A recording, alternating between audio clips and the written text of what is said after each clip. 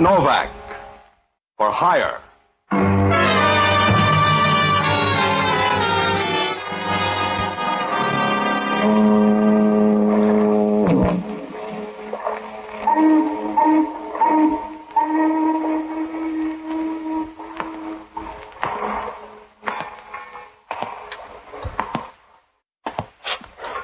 Sure, I'm Pat Novak for hire.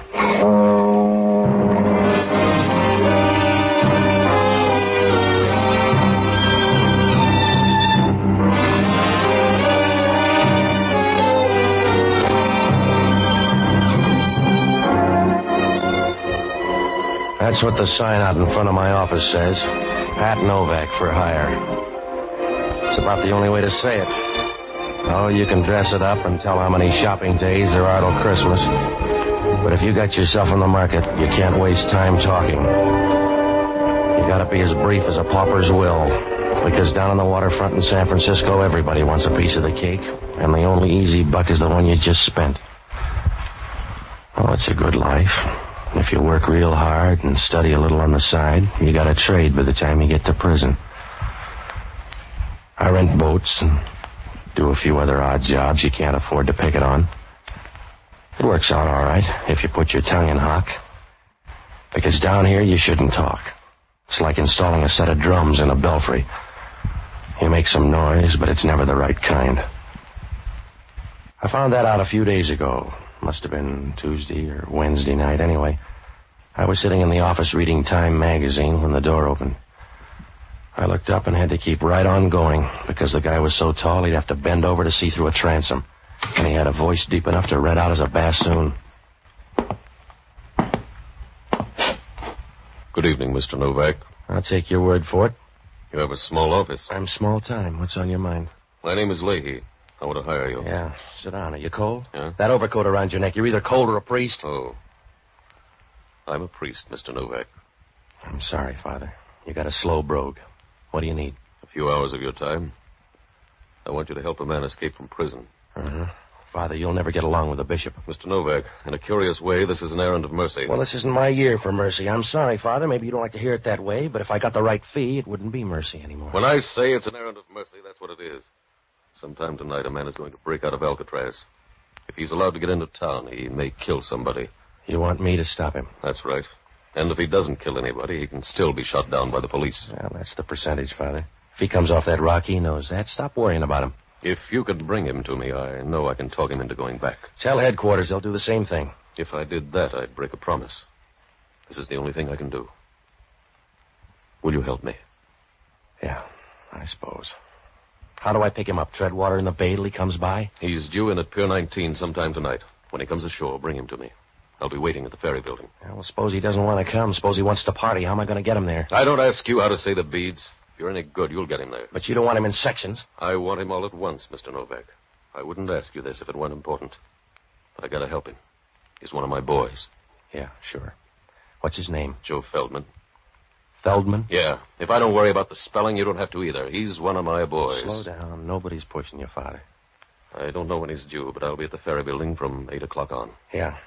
I only got one worry. Huh? Is there really a guy named Father Leahy? I suppose you'll have to take a chance on that. Yeah, well, it's a big chance. You come in here with a story anybody can see through like a screen door, and I'm supposed to buy it. You could dig up a collar. What happens if you're a fake? Just try to guess right. Suppose I don't. Then you're in the same spot Pontius Pilate was. Good night, Mr. Novak.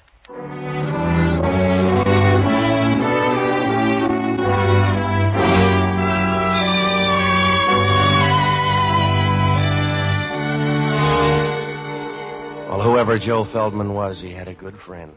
Because when Father Leahy walked out of there, I knew he was all right. You could tell without even testing him.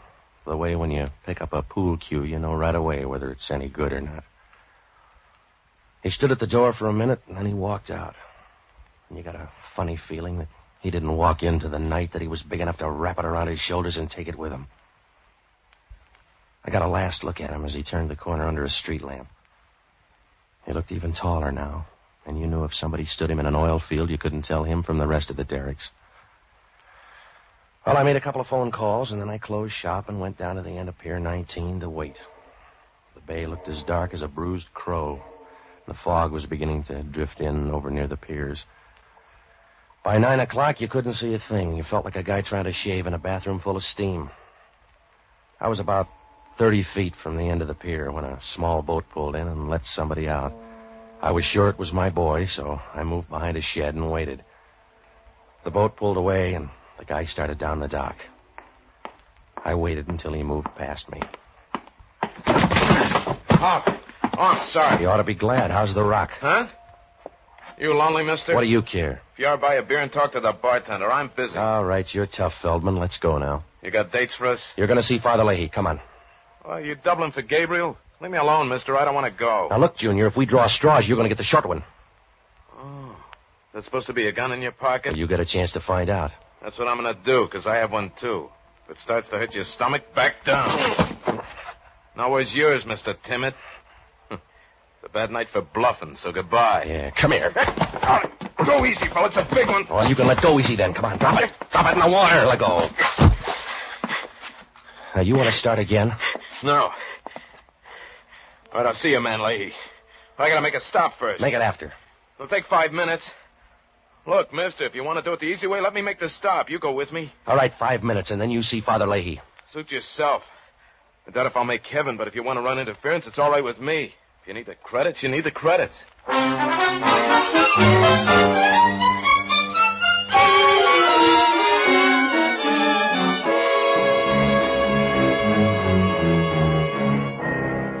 Joe Feldman wasn't very friendly. He sat over in the corner of the cab, and he didn't say a thing. He just kept looking at me and waiting, like a guy feeding arsenic to a rich ant. A few minutes later, the cab pulled up in front of a hotel on Geary Street, and we walked in. One look at that lobby, and you got the idea. The place was about as cozy as an abandoned mine shaft. Over by the wall, there was an old mohair couch, and the legs on it were so warped pretty soon it was going to look like period furniture. There were a few chairs, and over by the stairs, a faded calendar of a girl in tights holding a jar of mayonnaise and winking, whatever that meant. And there was a broken clock over the desk. But you knew it was all right, because nobody there cared about keeping track of time. It was something you got rid of in a hurry, like a bent quarter. When we went up to the second floor, we walked down a long hall that smelled like an anteroom to a sewer. When Feldman knocked on the door, she opened it right away. The room was full of taboo. She stood leaning there for a minute, a sort of a girl who moves when she stands still. She had blonde hair. She was kind of pretty, except you could see somebody had used her badly, like a dictionary in a stupid family. Feldman seemed to know her. Hello, Ann. Well, the harvest hands arrive all at once. Yeah. It's good for the crops, but tough on a woman. Come in. Who's your friend? A missionary, I guess. He grabbed me down by the docks. Does he talk or just stand there looking healthy? He growls a little. Do you really growl? Come on, hurry up, lady. Your friend's got a date. I'll bet you bite instead. Don't worry about him. He can go over in a corner and play fifth wheel. Now, look, he's got 5 minutes. Use him quick. Yes? I came up with a message, Ann. The time's been changed. Stay around till 10 o'clock. All right. That all? Yeah, that's all. You want the other 4 minutes? Let's go. All right. Open the door. Yeah.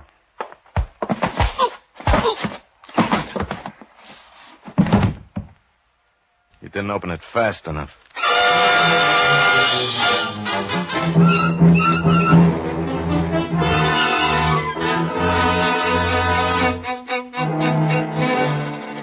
When Feldman hit me, I wobbled for a minute and went down like the price of winter wheat. If Father Leahy had any loose prayers lying around, now was the time to crate them up and ship them over, because I wasn't going to stay awake long enough to test the varnish. I rolled on the floor a couple of times, and then I took a rain check on the next couple of hours. When I woke up, it was like buying a new Nash and then finding out you can't drive. Joe Feldman was lying next to me with his throat cut like a pound of rib roast. His head was over to one side, and his body was twisted over the other way as if he couldn't make up his mind which direction to die in. I got up and rolled him on his back. He was grinning like a Pullman porter at the end of the line, and his mouth was half open as if he expected you to drop in a suggestion on your way by. I noticed right then how thin and small he was, about as fat as a shadow and tall enough to scrape his head on a lampshade. Well, there wasn't anything I could do but wish him luck. So I called the check stand at the ferry building and had them page Father Leahy. About 2 minutes later, he answered. Hello? Father Leahy? This is Novak, Father. Yes? Call in the outfield. Your boy's dead. I see. What happened? Somebody didn't like him lots. I wasn't around for the main event. Where are you, on the pier? No, I'm in some cave up on Geary Street. He wanted to come by here first. Father, who's Ann? I don't know. Has Feldman got a girlfriend? He's got 2 sisters, I think. One of them's named Ann. A tall blonde with lots of speed? That's your definition, but it'll probably do. She was around for a while, in case you ever want to check. What are you going to do? Get on the back stairs and pretend I never heard of Joe Feldman. I'm sorry, Mr. Novak. I'm sorry it worked out that way. So am I, Father. If you liked him, I'm sorry. He may have been a nice little guy. Huh? Well, I could do without him, but if you like it, I'll say he was a good little guy. How little? I don't know. We could start a picket fence with him. Why? Because you've got the wrong man, Mr. Novak. Huh? If he's under 6 feet, you've got the wrong man. Whoever you've got up there isn't Joe Feldman. Well, he's happy about it now, Father. Whoever he is, I'm sorry. It's the percentage. Why the percentage? If it isn't Joe Feldman, why? That's the waterfront, Father. If your name's Joe Nobody, you still can't do better than 8 to 5.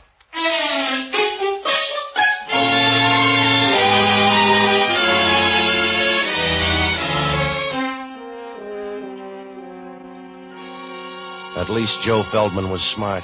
If you're going to get your throat cut, it's a good time to send in a substitute. As soon as Father Leahy hung up, I knew hanging around that hotel was going to be a waste of time, like sending MASH notes to a bearded lady. If I couldn't prove the guy was alive, they were going to charge extra down at the desk.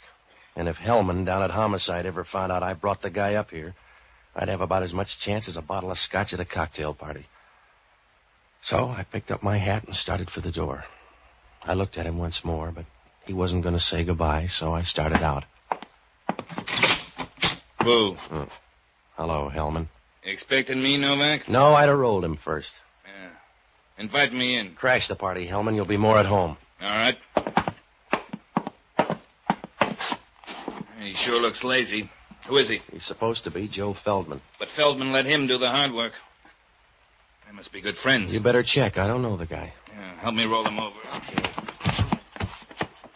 There. Here's his wallet. You let me have it. You're going to break your fingernails. Give it here. All right. Yeah. No money in here. You going to drop the case?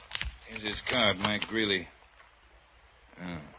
Didn't he like you either? You're wearing out the rug, Hellman. I don't know the guy. You brought him up? I checked at the desk. Well, check on who left then. I brought him up here on a phony lead. Why? Because I was hired to tow him around. He liked the room, so he dropped by. And he cut himself shaving? I wasn't around. There was a girl here for the handshakes. Oh.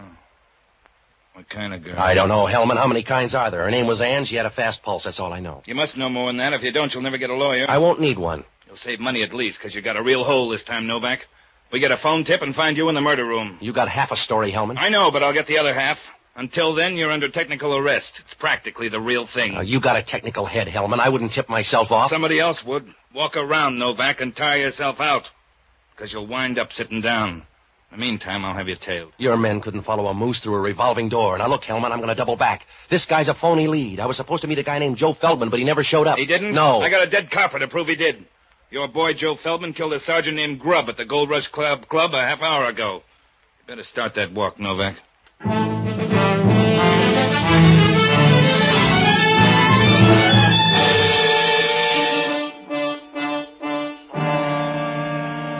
Well, there are 2 kinds of raps you can't ever beat. Cheating a woman with kids and killing a copper. So I knew Joe Feldman could put in for reservations right away. And I knew Hellman would stay with him like a February cold. He'd stay with the whole thing, and I'd have a real tough time explaining. I couldn't explain it to myself. What about the message up in that room? Why did the little guy tell Ann to stay until 10 o'clock? Why did he get off at Pier 19 instead of Joe Feldman? Once he got there, what was Feldman doing at the Gold Rush Club, and why did they spot him so fast? Well, it pointed to one thing, a police tip-off, but that's as far as I could go. On the way down, I stopped at the desk, and I asked the clerk to see the register. He pushed it over toward me. It was a dirty brown thing that looked like an old tortilla somebody had left behind. It didn't do any good. The registration was a phony. Well, I had to do something in a hurry, so I looked up the only honest guy I know, an ex-doctor and a boozer by the name of Jocko Madigan.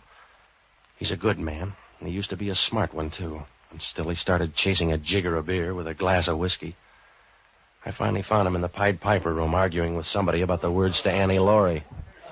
Ah, Patsy. A drink for Mr. Novak. Something cheap but impressive. Oh, stop it, will you, Jocko? Are you going to be drunk all your life? Yes, it's only a matter of willpower, Patsy. I'm probably the only man in the world who intends to carry a hangover into eternity. Well, stop long enough to give me a hand, will you? I'm in trouble. Of course you're in trouble. You'll always be in trouble because you can't recognize it, Patsy. You're fuzzy, Jocko. You have the social outlook of a bull with a hot foot, and there's no hope for you, because if from time to time a moral feeling does sweep over you, you mistake it for influenza and go to bed. All right. Oh, you try hard enough.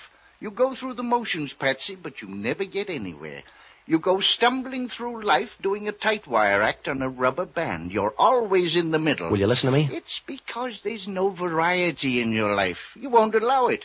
You're a broken-down banjo, not a very good instrument to begin with. And to make matters worse, you allow everybody to come along and pluck the same string. All right. Are you all through now, Jocko? Yes, you sound angry. I think you have a bad disposition, too. What kind of trouble? Well, I tried to help some guy out of prison tonight. You got drunk and thought you were the parole board? No, I did it for a good guy, a priest named Leahy. Yes? The guy was already out, and Father Leahy was trying to hurt him back without getting shot. But this guy Feldman didn't want to play. Another drink will clear this up for me. I picked up the wrong guy. I took him to a Geary Street hotel. I napped a while, and they cut him up like a piece of parsley. Sounds like a gruesome hotel. The dead guy's name is Mike Greeley. I don't even know who he is. Well, this is no time to start building a friendship anyway. Who is in the room? Some girl. She may be Feldman's sister. Would she kill a man?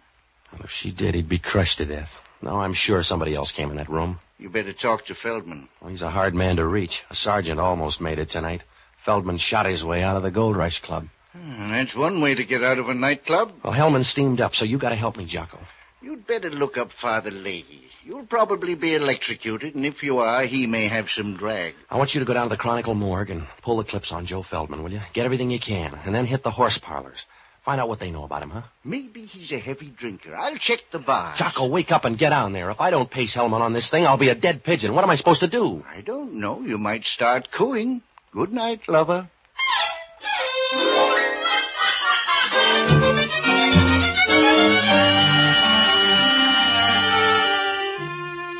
Well, as soon as I left Jocko, I went down to the Gold Rush Club on O'Farrell Street. It was a little nightclub where they charge 80 cents for a drink of whiskey that'd kill a redwood. The floor show was just as bad, and the headliner was an Oriental dancer whose only talent was a zipper. I sat at the bar, and I tried to pry some talk loose, but they liked the boss. I finally got a hold of a fat waitress who should have been wearing a harness instead of slacks. She told me a little. The owner was a guy named Charlie Giffen, and he used to make book with Joe Feldman. She told me that Joe's sister worked at the Gold Rush Club for a while, but she got sick a few months ago and quit. I asked the girl if tonight's shooting was a police plant. She didn't know, but she said that Feldman had been in to see Giffen tonight, and on his way out he ran into trouble. I gave her $5, and she looked hurt as if somebody had given her a plow for Christmas. She showed me where Giffen's office was, and I walked back there. Giffen wasn't there, but the taboo was. Do you have the right door, Mr. Novak? You seem to be in all of them. Do you mind if I lean in the doorway? No, but I'll bet you need shoulder pads by this time. Where's Charlie Giffen? Why? I want to ask him about Joe Feldman. Ask me. I'm his sister. I'll ask you about Mike Greeley. Who killed him? I don't know. Is he dead? Yeah, he couldn't stand the bleeding. He was all right when I left. What were you doing up there? Waiting for Joe. My sister and I were going to meet him up there. Relax, Mr. Novak. Relax for me. No, when people relax for you, they do it on the floor. I was out long enough for homicide to catch up. They want me for Mike Greeley, but I'm going to send him you or Joe. You're forgetting my sister Norma. Should I? For most things, yes. But she was up in that room tonight after me. I'll ask her. Ask her about the money, too. Well, you're out in front of me on that. You can see me better that way. Joe had a lot of money on him tonight. With the police out, he wouldn't carry it with him. By now the money's gone, so's Norma. Oh. Do you know where it is? No. Well, you growl and you bite and you lie. You must have a full day. Sit down, relax. I want to see Giffen. He won't be back tonight. Now lean back. That's it, Patsy. Well, you really want that money. I can split a motive. Can you split it 90-10? If you can't, you better get your breath back. I won't need it. I don't want to talk anymore. Come here and make me stop. Over close. If I get any closer, I'll be on the other side of you. Yes. Patsy, you ought to get time and a half, darling. Hello, Ann. Thought you were coming in to curl up with a good book. Mr. Novak came by full of questions. This is Charlie Giffen, Patsy. I got some questions for you, too, Giffen. Well, ask him down the bore of this gun. Over by the desk, Novak. Did you lose that knife, Giffen? By the desk. That's it. Where's the money, Novak? I gave her the last report. Where's the money? Joe gave it to somebody? Try the Red Cross, mister. You got a tender face, Novak. Now get out of this club before I slap on a cover charge.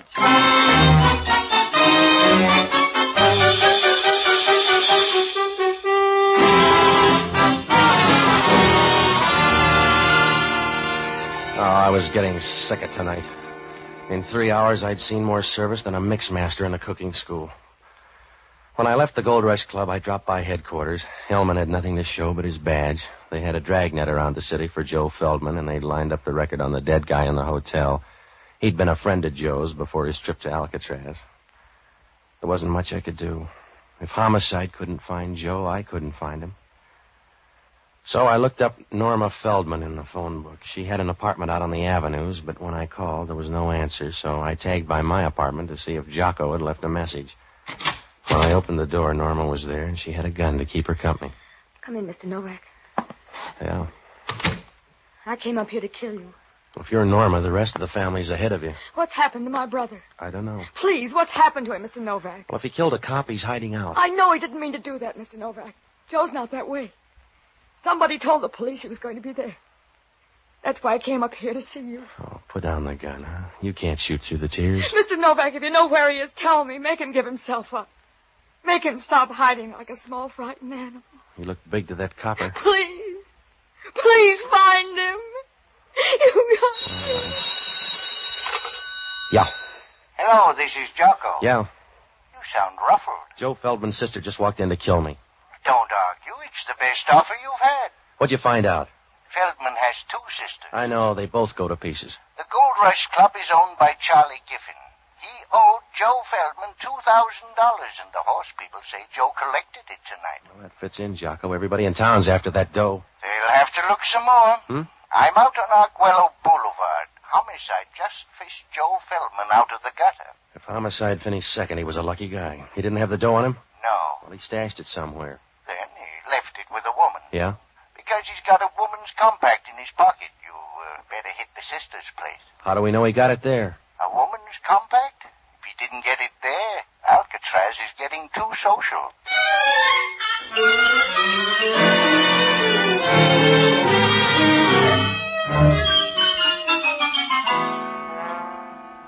Well, the minute Jocko hung up, things began to fall into place.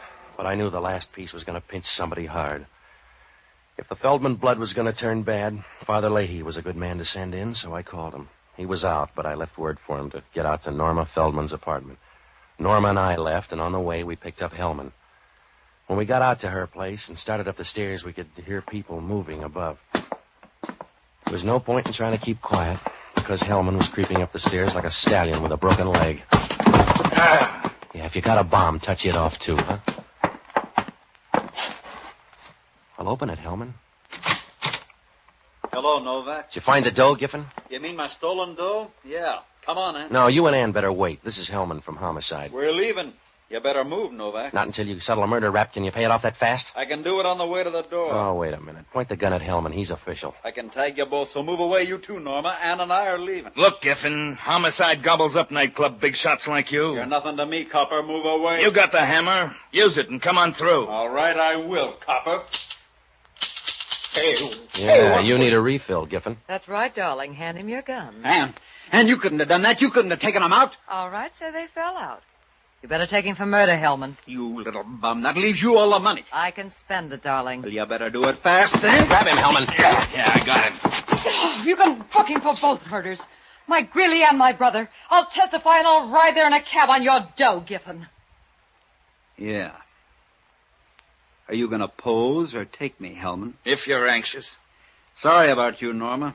You get nothing out of this, but that's better than I got. Goodbye, Ann. Lots of luck. Thank you, darling. You know what kind. I hope you rot. Come on, Hellman. I'm ashamed of you, Ann. Leave me alone, Norma. I'm ashamed of you, Ann. What you did to Joe, I'm ashamed of you. Leave me alone, Norma. I'm sick, you know that. I didn't know how it was going to work out. Poor Joe was trying to help you when you got greedy. He was trying to help you. That's the only reason he came out. You let this happen. I told you I didn't know how it was going to end. I thought they'd get him and take him back again. There's no good in you, Ann. They couldn't find good in you anywhere. You let that happen to Joe. You stood by and watched him walk into something like that. All right, I stood by. What can we do about it now except weep, and that won't help him. But hating you will. That'll help Joe a little. I'm here at least to hate you for the short time left. Please, Norma. Giffen told you to spend it fast. Well, you better spend it fast. Ask him at the hospital if that isn't so. What do you mean? Ask him out there what you've got. They told him. You ask him what you've got. Ask him what's tearing you to pieces. Ask them, they'll tell you. They'll tell you you've got cancer. Norma, please. They'll tell you cancer. Ask them, they'll tell you you're full of it. Now spend your money and see that it lasts as long as you do.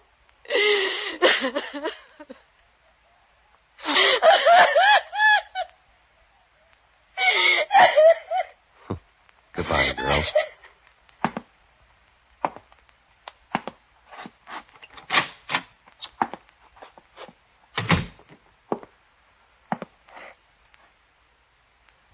Hello, Mr. Novak. Did you miss much, Father? No. Feldman luck is running kind of bad tonight. It does for some people, I guess. All they get is unhappiness. They wear it the same way you'd wear a sports coat, only they never seem to get a new one. I'm sorry about tonight, Mr. Novak. I'm sorry it's not a smoother world. Yeah. But if it were, you'd be out of a job, Father. See you later.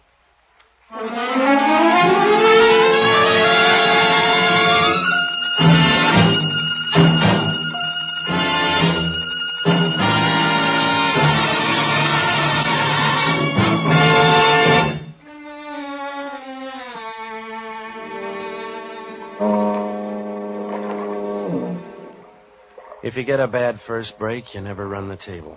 That's what happened to Joe Feldman. Charlie Giffen owed him dough and wouldn't pay up.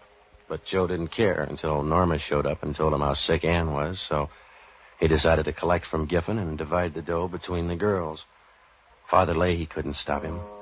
All he could do was try and make it work out. Joe was going to get the dough and meet the girls in that hotel room, but he changed his timetable and sent Mike Greeley up to tell the girls. Giffen showed up there and figured that Mike had tumbled to a double cross, so he killed him.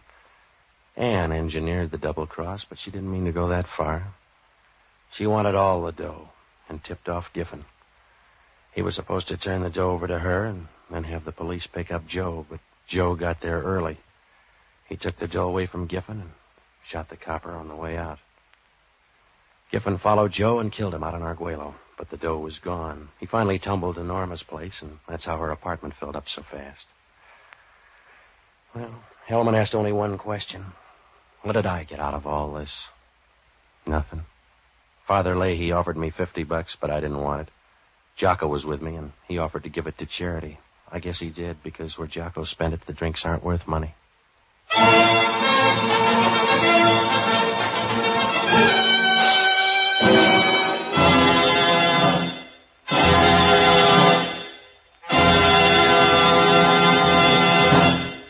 Pat Novak for Hire was previously released by ABC, the American Broadcasting Company, for listeners in the United States, and rebroadcast for our men and women overseas.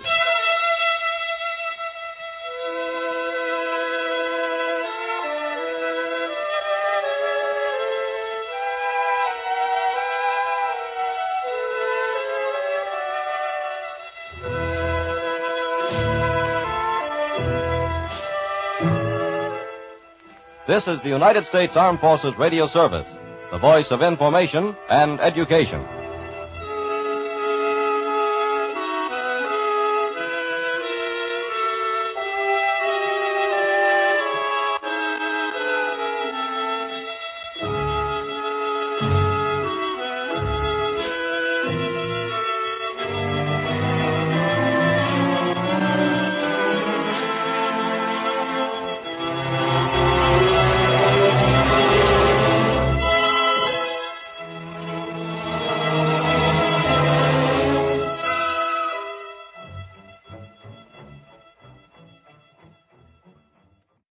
Gallon Cabs present Pat Novak for Hire.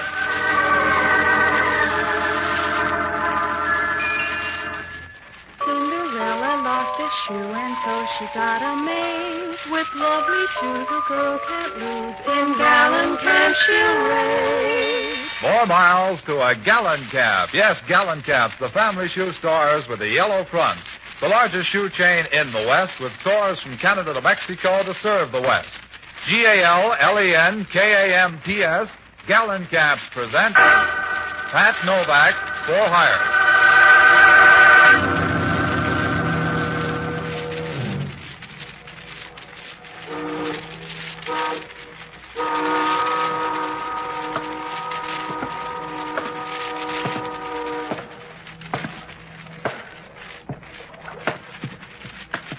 Sure.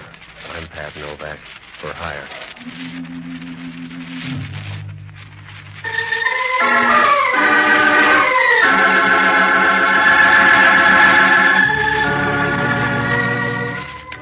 That's what the sign out in front of my office says.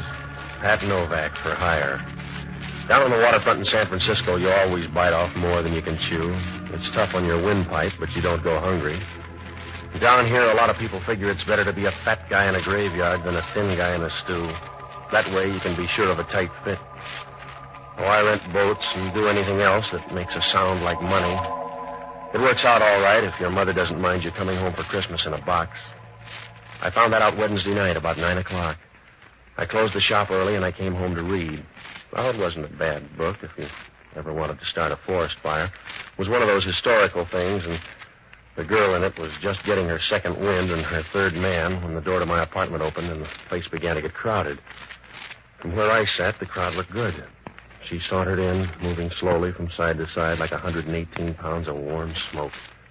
Her voice was all right, too. It reminded you of a furnace full of marshmallows. Good evening.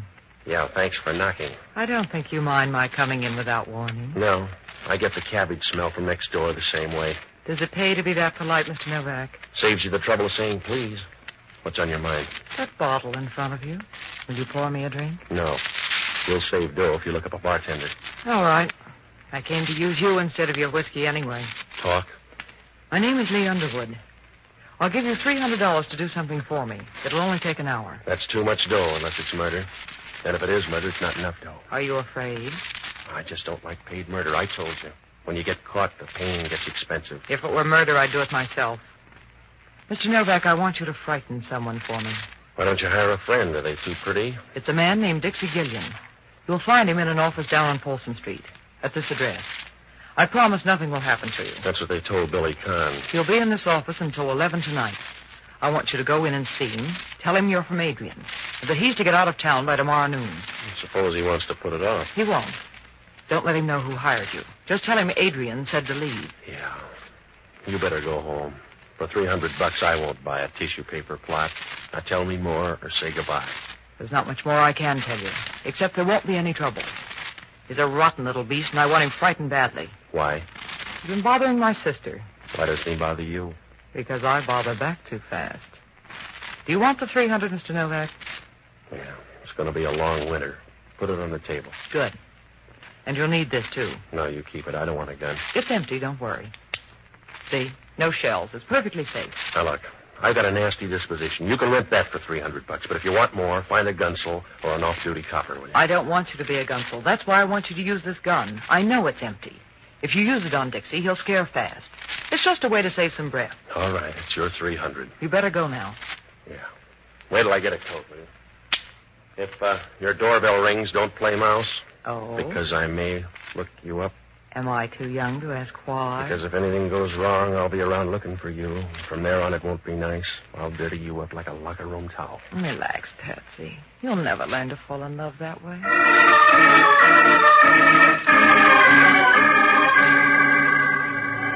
She handed me the gun and walked out of my apartment. Seeing her leave made you feel like Frank Buck losing an argument. She walked with a nice, easy swing of a satisfied leopard, and for a small leopard, she had pretty good spots, too. I put the gun in my overcoat pocket, and I went down to Folsom Street. The address was down near the bridge entrance, and the street was deserted except for a couple of winos near the corner trying to buy back 1926 at $1 a jug.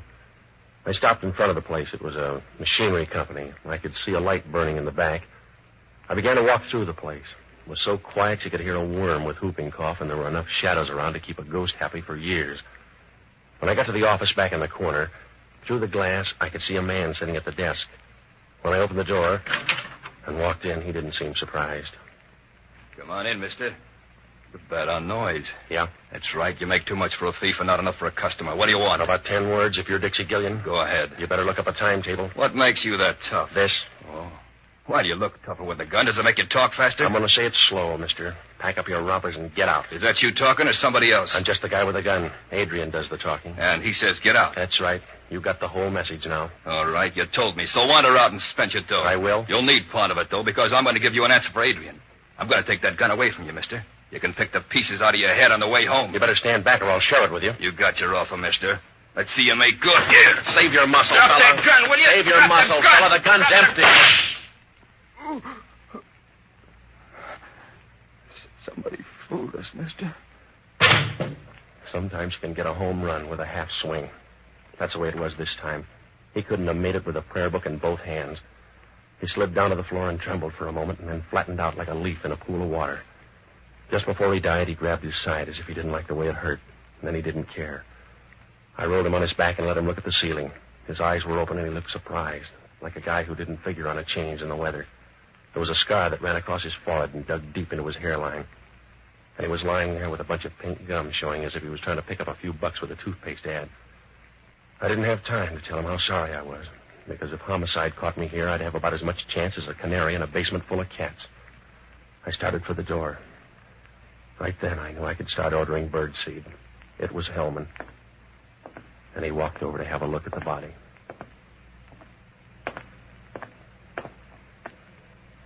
Hello, Novak. The guy looks embarrassed. Yeah, I guess he is, Hellman. What's he doing dead? Putting in a beef somewhere, I guess. He rates it. He'll like you for that, Novak. How did it happen? A team play. We worked it out together. But you've got the gun. That's right. I got the gun. You feel like a bet? No.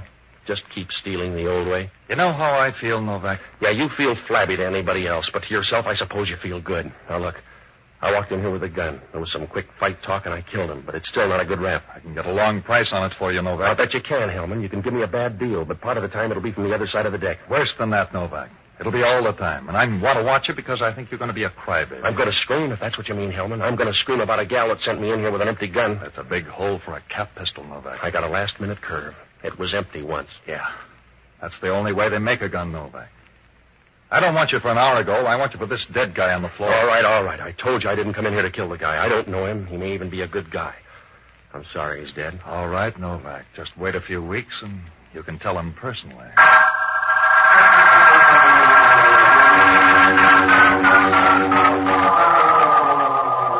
Hellman had me up against the rail and he knew it. When we left there, he was wearing a big, toothy smile. It was big enough to sew on his ears.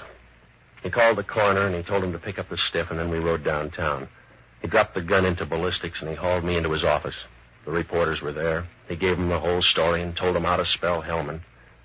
After that, we wound up at the desk, and he booked me on suspicion of murder. The next hour and a half was the kind of stuff they don't write about in the paper. They call it interrogation. And when you're finished, you've been through a lot of tight spots, like a piece of bubble gum in a set of false teeth. About 11 o'clock, Hellman brought me into his office, and from there on, it happened kind of fast. I just talked to the DA. He's going to streamline things for you. Well, he's going to look funny. Going to trial on a guy you can't identify. I won't press you. I don't have to, Novak.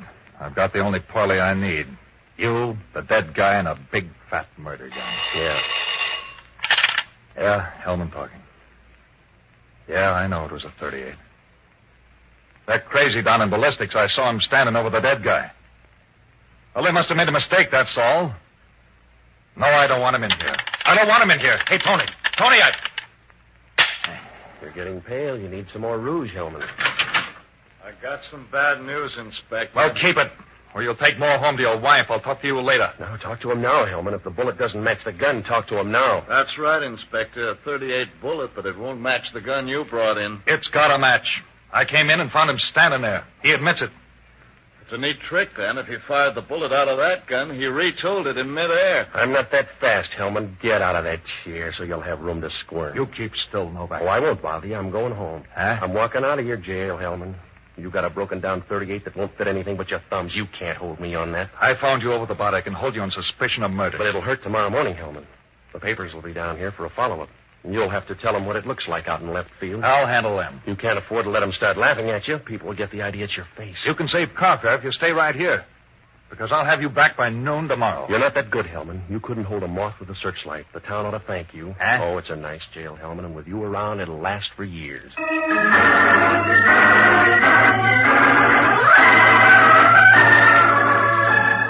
We'll return to Pat Novak in a moment.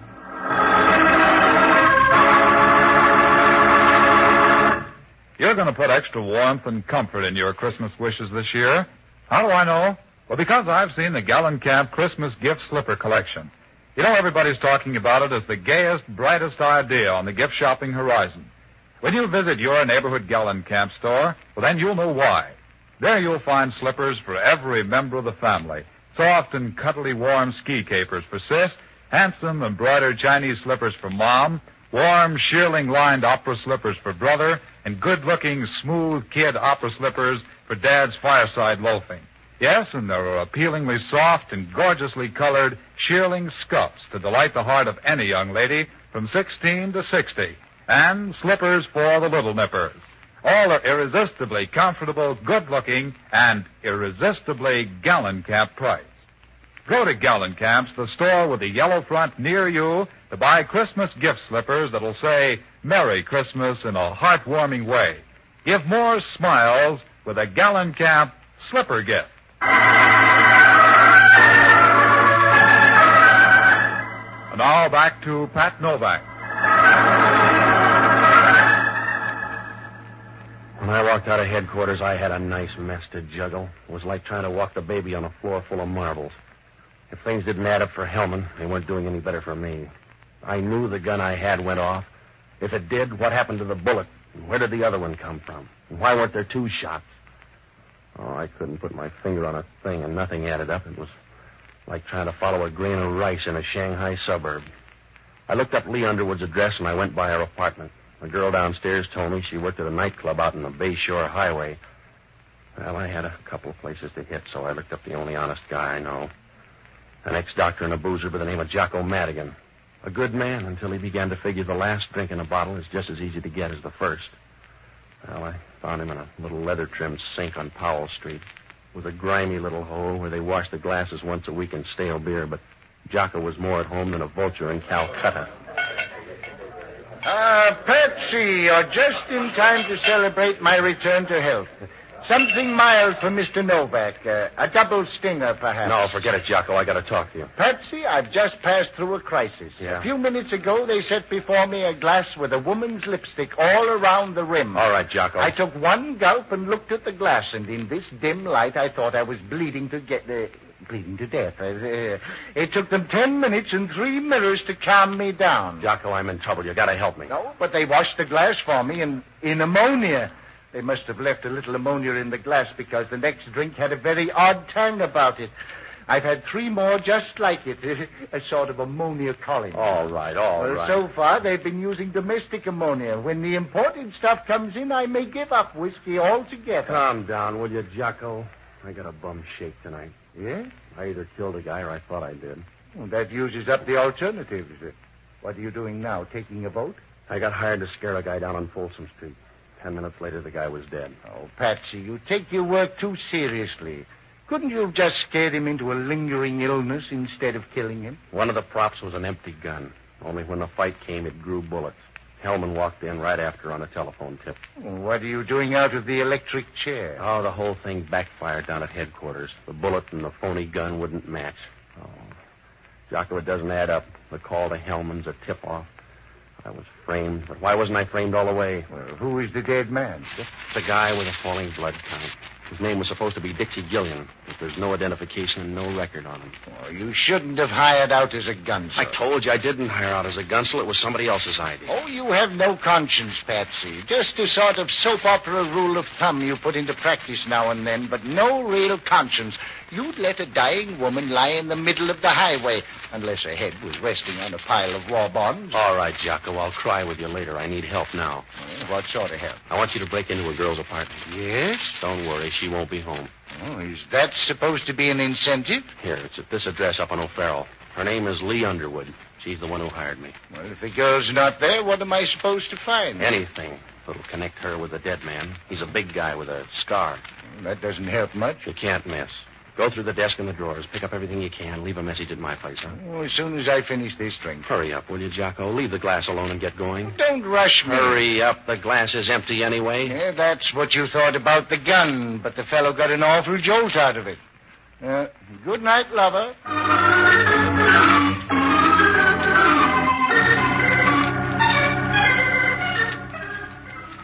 I went by a horse parlor on O'Farrell Street and borrowed a car from a guy. It was after midnight when I started down the Bayshore Highway, and about a half hour later I pulled up in front of the Cat's Paw. It was a long, rambling place on the left side of the road. No, there was no plan. It just followed the erosion line until they ran out of material. There was enough neon in front to light a main intersection in heaven. I asked a 50-year-old busboy, and he said Lee Underwood was back in her dressing room getting ready for the 1 o'clock show. When I walked in, she was sitting in front of a mirror, working on an upswept hairdo. If she swept it up any more, it was going to leave her head.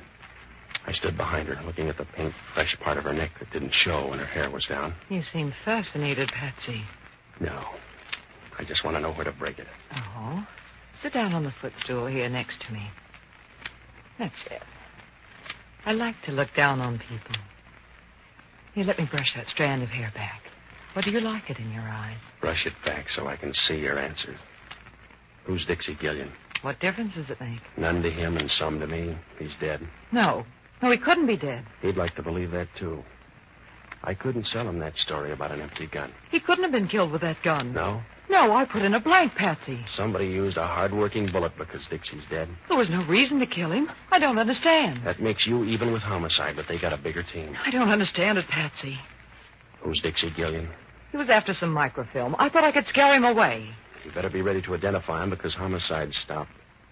Even the scar didn't help. What scar? Scar across his face. There's no record on him. Oh, no, Patsy. Everything goes wrong. Everything you touch goes wrong. That's the wrong man, Patsy. Yeah. Well, it's too late for a recount. You've got to get to that body, Patsy. I don't know how, but some way you've got to get to him. You look good, Lee. You'll make a nice picture. Wait a minute, Dixie. You don't need your coat. Come on. I don't know how it happened, Dixie. I didn't mean it that way. If you like it that way, all right. Bring your boyfriend, too. No, don't let him, Patsy. Oh, that gun's too big. I'm going with him. It was a short trip. He led us out of the dressing room and down a thin hall to the back door. On the way past the kitchen, you could smell onions and used grease, and that's all you noticed, except the sound of a jukebox somewhere out in front, and someone laughing in a loud, mirthless way. When we got to the door, it was raining outside. We walked about 40 feet, over near some trees where the dark was working overtime, and the gunsel made her stop. And that's where it happened. She's going to get wet, mister. You'll have a little trouble yourself.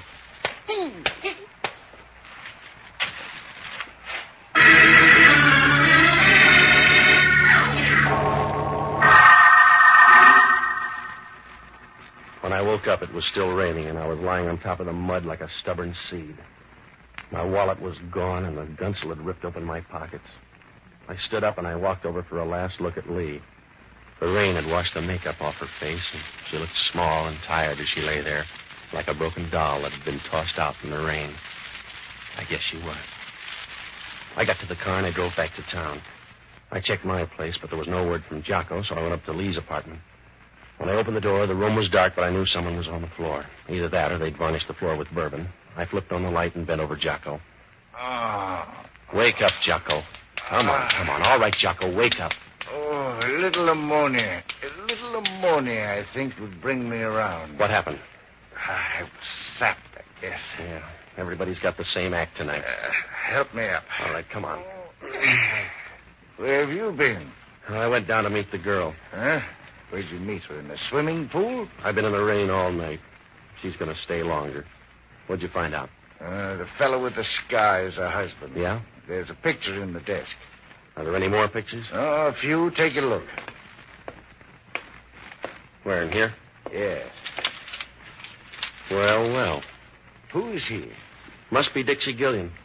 He was down to pay off a debt tonight. She called him Dixie once. There's a note with that name and address in the other drawer. He's our boy. We better get up there. Not if he's already killed 2 other people. We can't wait for Hellman. If he gets away, I'm all through. I won't have a leg to stand on. That's my point. When the other fellow gets through with us, we won't have much standing to do.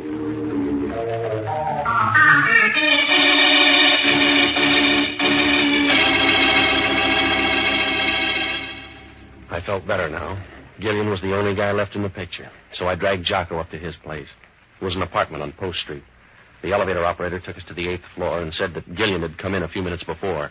There was no answer, so we tried the door and it was open. Jocko didn't like the idea. Oh, Patsy, this is folly. Risking my life is one of the bravest things you do. Keep still, Jocko. What are we supposed to do? The door was open, wasn't it? So are a lot of graves, but I've never been tempted. Hey, look at the furniture. There's been a fight here. I'll look in here. You check in the bedroom. If I'm not right back, don't expect me at all. Yeah. Patsy, come here. Yeah? There's somebody on the fire escape. Stand back here. He's not moving. He was leaning that way when I first saw him. I'll get on this side. You raise the window. Go easy, Jocko.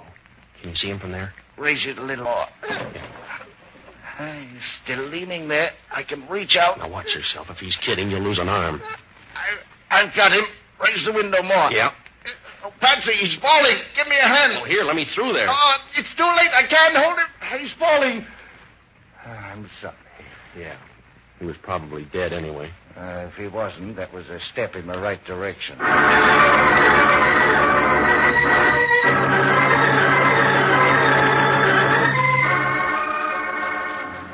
Oh, it was an easy night to die. 3 of them had checked out already, and there was still time to look for more. Jocko and I went downstairs to see the guy. He was lying face down in the alley, and as you looked at him, you got the funny feeling he belonged there. He didn't disturb the scene. He just fitted in, like a dirty, wet newspaper under a grandstand. There was a gun in his pocket, probably the same one that killed the girl, but there was no way of knowing. Jocko and I watched him for a moment, but your eyes begin to hurt when you see your only warm lead in a deep freeze. Well, it was past 2 when I got down to headquarters, and I looked up Hellman. I briefed him on the girl and the guy in the alley, and then I asked him if any microfilm had turned up on the first guy in the morgue. It was a waste of time. Hellman couldn't find a brass ring in a dead man's nose, but we went over to the morgue for another look. So far, it was working out like a crossword puzzle torn in half. It's your time, Novak. I got more after tomorrow. You haven't. The microfilm must be on the guy. 3 people have been killed for it, and I got roughed up just for laughs. We searched the guy once. Here it is. Help me roll it out. Yeah. Well. He sure got thin under that sheet, didn't he? Wait a minute. Oh, you run a good morgue, Hellman. What'll the papers say when they hear the stiff got up and walked out? They got him in the wrong place or something. He didn't walk out. He's gone, Hellman. Have you got an answer? He's been moved, I tell you. The guy was dead, and I saw him put him here. He couldn't be walking around with a hole in the middle of his back. Oh, I don't know, Hellman. You can do it with one in your head. Don't sell the guy short.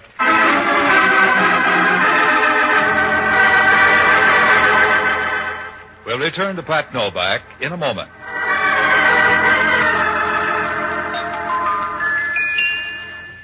Cinderella lost a shoe, and so she got a mate with lovely shoes a girl can't lose in gallant camp charade. What girl hasn't dreamed Cinderella dreams of her own and wished for a fairy godmother to make those dreams come true? Here's what the newest Cinderella, Marilyn Buford, Miss America, says. The modern girl doesn't waste time dreaming. She makes her dreams come true, and she needs no fairy godmother to give her lovely shoes.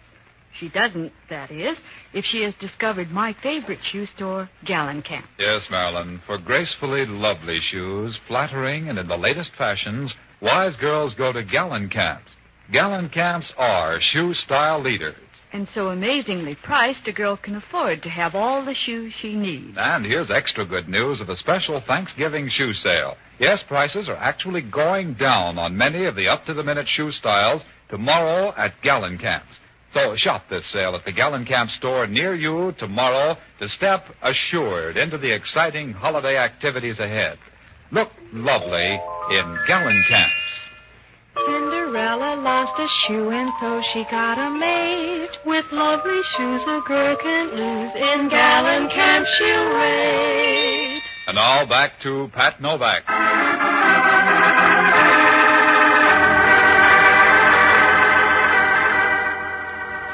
When Hellman found out the body was gone, he stood there and stared at the empty slab. And then he started looking around in a nervous way, like a man trying to find the sugar bowl at a restaurant counter. A few moments later, he turned and walked out of the morgue, and we were halfway downtown when it happened. It must have hit us at the same time, sharp and quick, like a piece of candy in a bad tooth. That guy back in the alley had come off that slab in the morgue. We got out to Dixie's place, and we began to check. There was a phone operator downstairs, and she said Dixie had put through a call about 2 hours ago. Hellman checked the number, and it was the ticket office of a railroad. We got downtown, and we ran through the timetable. There was a train leaving the Oakland Mole in 40 minutes. Oh, it was an outside chance, but tonight that was the only kind for sale. We got down in time to slide on the last ferry over to the Mole. It was still dark out when the ferry pulled away from the slip and started across the bay. Over toward the Berkeley Hills, it was beginning to get light. The sky was the color of a bruised spot on a man's arm. We'll get up to the pilot house and tell him not to dock until we've gone through all the passengers. He doesn't have to be in on this one. He'll check the train when he gets there. Wait a minute. You don't have to check. There's your boy. Where? Up there. On the rail. Now, you better go easy. He's not a scale model. Just walk quietly until we're behind him. Yeah.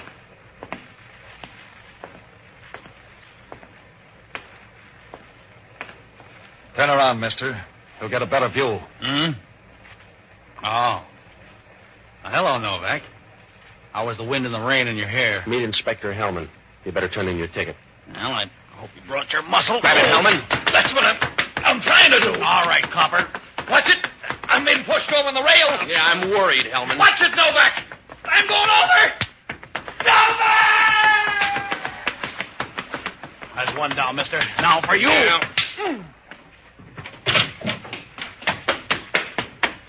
Well, I landed on the deck, and I watched him disappear in the dark. Halfway down, the guy turned in. I followed him down the ladder and along the main deck. He ducked into one of the engine spaces, and I started in to look for him.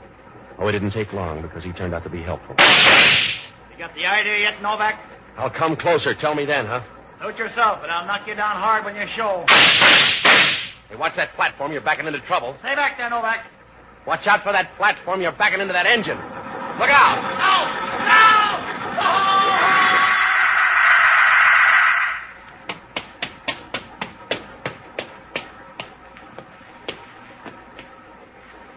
I kind of wound up last, huh? Yeah. That's the way it looks. Did you get the microfilm? Yeah. I got a big hurt. Does it show? A little. Yeah. Yeah, it's been a long night, Novak, huh? Yeah. But your worries are over. It's almost dawn. I don't know. I don't know if I can use it, but I'll give it to you.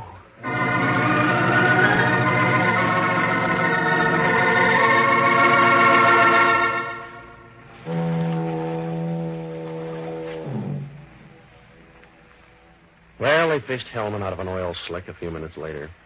It was the first time his hair ever looked good. Dixie Gillian lasted long enough to piece the story together for homicide. Lee Underwood was on the level. She knew her husband was carrying microfilm and was worried, so she hired me to scare off Gillian. It might have worked, too, because Adrian was too big for Gillian to argue with. But the first slip came when Lee's husband went by to make a deal with Dixie without telling her. Well, when I jumped him, Dixie was outside and figured it was a double cross. He didn't have time to figure it, but he killed him with a silencer when Lee's phony gun went off. Well, he spent the rest of the time looking for the microfilm. That's why Jocko got sapped and the girl got hers. And by that time, Dixie knew the microfilm was still on the dead man. The only way he could be sure was to get the body out of the morgue. He took it up to his apartment, and when he got the film, he planted the gun and put the body on the fire escape. It was safer that way. There was a 50-50 chance the police would miss it the first time around, and He'd have a fair lead. It almost worked out for him, except for that phone call. The microfilm? Well, it was in a capsule next to the roof of the guy's mouth. Yeah, so old it was new again. Well, Hellman asked only one question. In that fight, did I have anything to do with pushing him against the rail? I told him. Sometimes those ferry boats roll as much as 45 degrees. Be sure to join us next Sunday evening and every Sunday, same time, same station, for radio's newest show, Pat Novak for Hire. And don't forget, the store with the yellow front is the Gallon Cap Shoe Store. Gallon Cap shoes are good shoes. There's something about them you'll like. Franklin Evans speaking. This is ABC, the American Broadcasting Company. The American Broadcasting Company presents Pat Novak for Hire.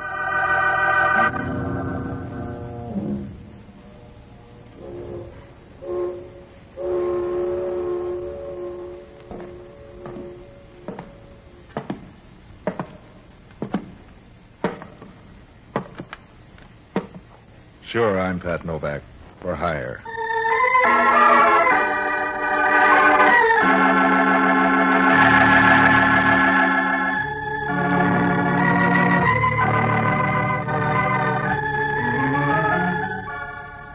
Down on the San Francisco waterfront, the only use they have for sentiment is to pick your pocket while you're saluting the flag. If you hang out around there as long as I have, you'll even learn to sleep with one hand on that cash box. So I wasn't expecting any cascade of lilies when Joe Adams drove down to Pier 19. He'd phoned that he was in a hurry and would stop by and pick me up in his car. He'd said he had a quick job for me to do. That was about all I knew about him. I wasn't worried about that either. In my work, you get used to odd-shaped hires, including those from guys who looked like a bundle of twigs with shoes on and drove like they owned the keys to the city. Novak, this is a soft buck. All you gotta do is watch a joint. If you keep driving through red lights like that, we'll both end up looking at the ceiling in the morgue. So I disagree with the traffic department. Look, the joint's in North Beach, Vallejo Street. Here's the number. I wrote it down. So you can read and write. What do you mean? What's the pitch? You afraid of mice? No, and there's no extra cards in this deck. Yeah? So far, it makes about as much sense as an 8-fingered glove. Look, I have to meet a guy in Los Angeles. I haven't much time to make my plane. I lost my keys, so I had to bust in the door to get into my place. It was too late to get a locksmith. So I want you to watch till I get back tomorrow. Is that hard? The way you're driving, breathing's hard. You scare easy. I scare plenty. I like to live. Give me a good reason. You wouldn't understand. You expect visitors tonight? Look, I've got some stuff there I'd like to see around when I get back. And stop trying to read between the lines in this deal. It's all in the black type. You can say that about a funeral speech. You still worried about the way I drive? No. Only why take a plane when this is faster? Okay, if you can stop shaking long enough to walk, you can start here. On the way back, I'll look for your brains. Grab a cab. I'll pick up the check for it. And don't knock. Go right in. I'll be seeing you. Probably in 4 pieces. And keep awake, will you? Some of my neighbors would steal the handle off a blind man's cup. Don't worry. I'll keep both eyes open. You sound like you're saying one thing and thinking something else. About keeping awake? Yeah, what's worrying you, ghost? I'm not buying this show the way you're staging it. Something sour in the deal. Yeah, that's all right, too. Just as long as you don't get any fancy ideas of making me the patsy. Boy, you do scare easy. Yeah, and I pay off bum debts, too. Now I'm getting scared. So long, sucker.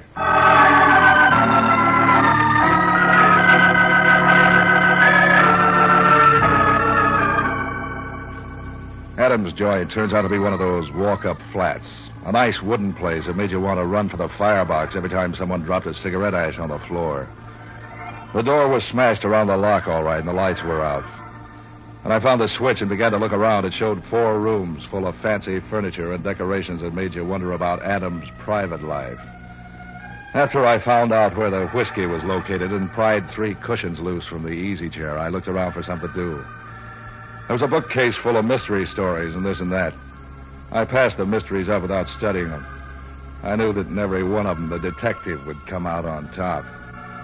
Yet I knew 4 private eyes who'd started out on just such trails and ended up in urns in Cypress Lawn. There was one book with a purple cover called Reckless Moonlight, with pictures. I was on page 30, with pictures, when I was interrupted.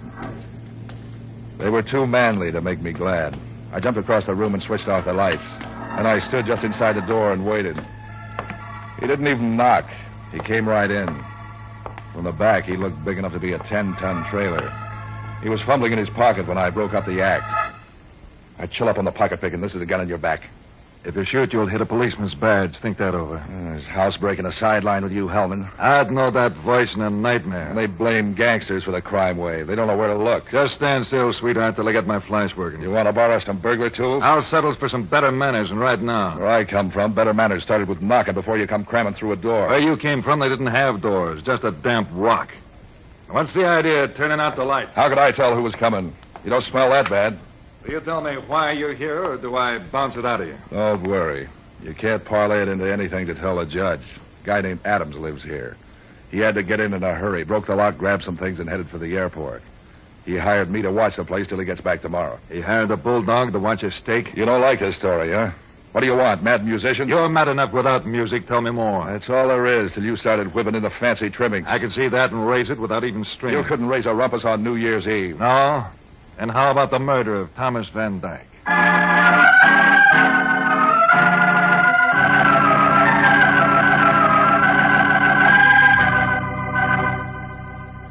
I must have looked surprised.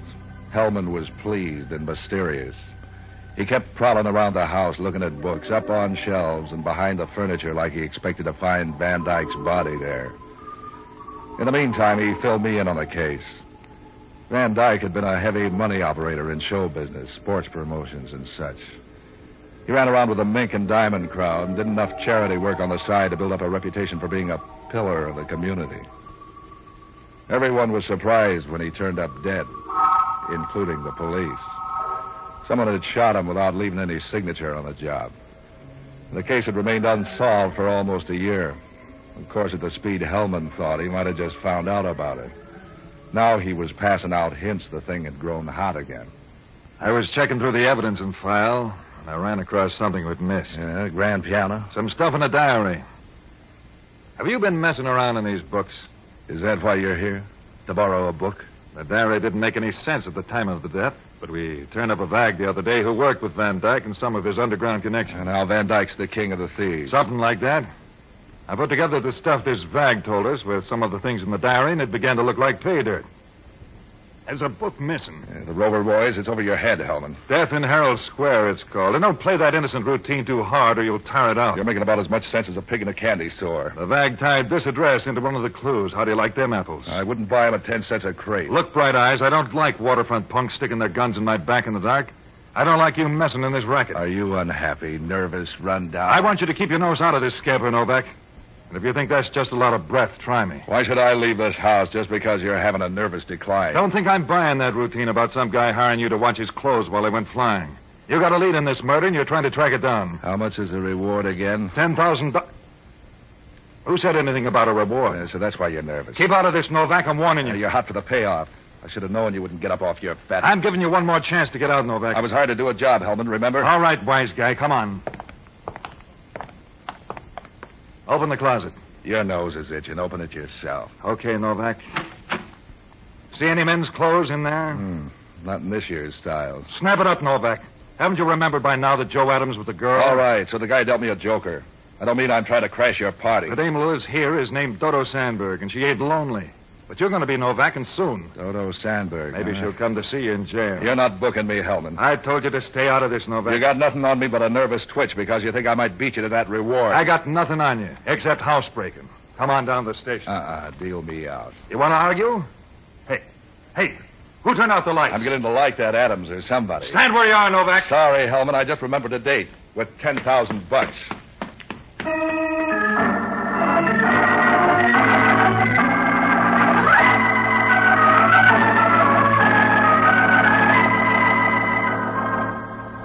Hellman chased me, but the way he's built, he didn't have a prayer.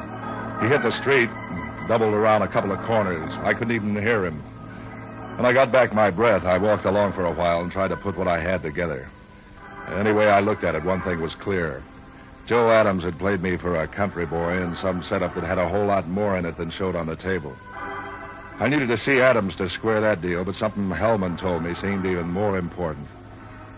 I liked the idea of trying my chances of cutting into that $10,000 reward for Van Dyke's death. All I had to work on was a dame called Dodo Sandberg and a book called Death in Herald Square.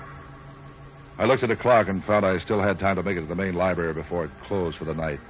So I headed that way. When I got in the place at the Civic Center, it took the librarians quite a bit of scrambling around to get the book, but they finally turned it up just before closing time. I tucked it under my arm and started out of the place when the dame fell in step beside me. A nice set of curves tucked away in one of those new-style dresses with so many extra built-in bumps it looked like a sack of potatoes. Didn't I meet you in Scarsdale? The shy type. I used to be. I outgrew it. Keep right on growing somewhere else. You have to be that way? My hobby's books. I noticed. That's why I wanted to meet you. I like the books you choose. Before I pick that up, what's your name? Dodo Sandberg. Watch out for the stairs. So you're after the book, too? I didn't say that. I know. It's my fascinating personality. A very good friend of mine wrote that book. Does my reading it strain your eyes or something? It's very interesting. Now let's talk about you. You get around, don't you? What do you mean by that? What became of Joe Adams? That's a question for his mother to worry about, Patsy. I don't mind helping her. Oh, do they have to be mothers? You need help like Midas needs dough. There's help and help. What if a girl's lonely? You aren't built for the job. Let's get back to Adams and the book. Adams is no problem. He lives at the Standard Hotel on Polk Street. Careless, isn't he, to forget that? And how did you suddenly get a yen to read Death in Herald Square? A cop told me about it. Why? Because there's a better book on the same subject. It's called Death Waits Ahead. Am I supposed to turn that into some kind of warning? It could be. And here's a sample of what I mean.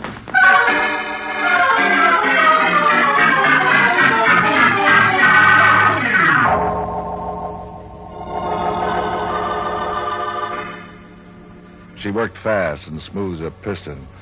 There was some kind of judo, I guess. I was too busy falling to be sure. The stairs didn't help any. By the time I picked myself up, she was out of sight. And so was the book. I sat there a while and thought about women. When I went back to the library desk, I didn't buy me anything.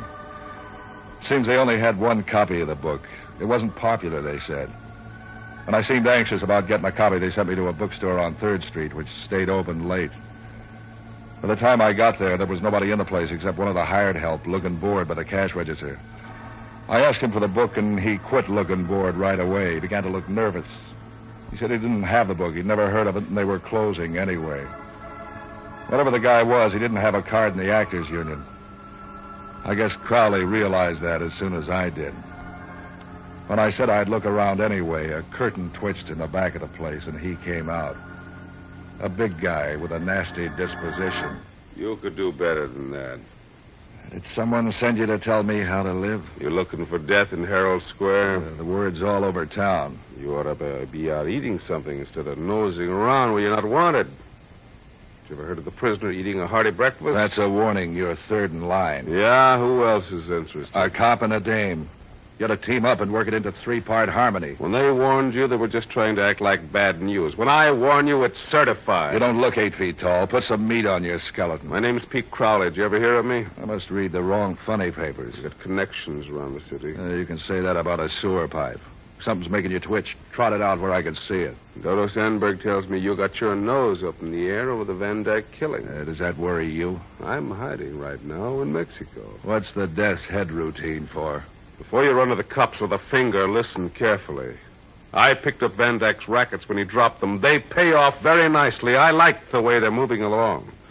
And I don't want you or any of the eager beavers from the Kearney Street station to nose over the apple cart. I came here for a book. You don't look like it. Also, I don't like anybody bothering Dodo. And that includes sailor salesmen and smart guys looking for a new home. If she doesn't want anybody ringing her bell, tell her to take the signs out of her windows. You look like a fairly bright boy. Take a tip. Fade out of this scramble while you're still in Mobile. And if I don't? Stick around and I'll show you my muscles. I'd rather look at Dodo's. 2 of my muscles used to be wrestlers. Think it over.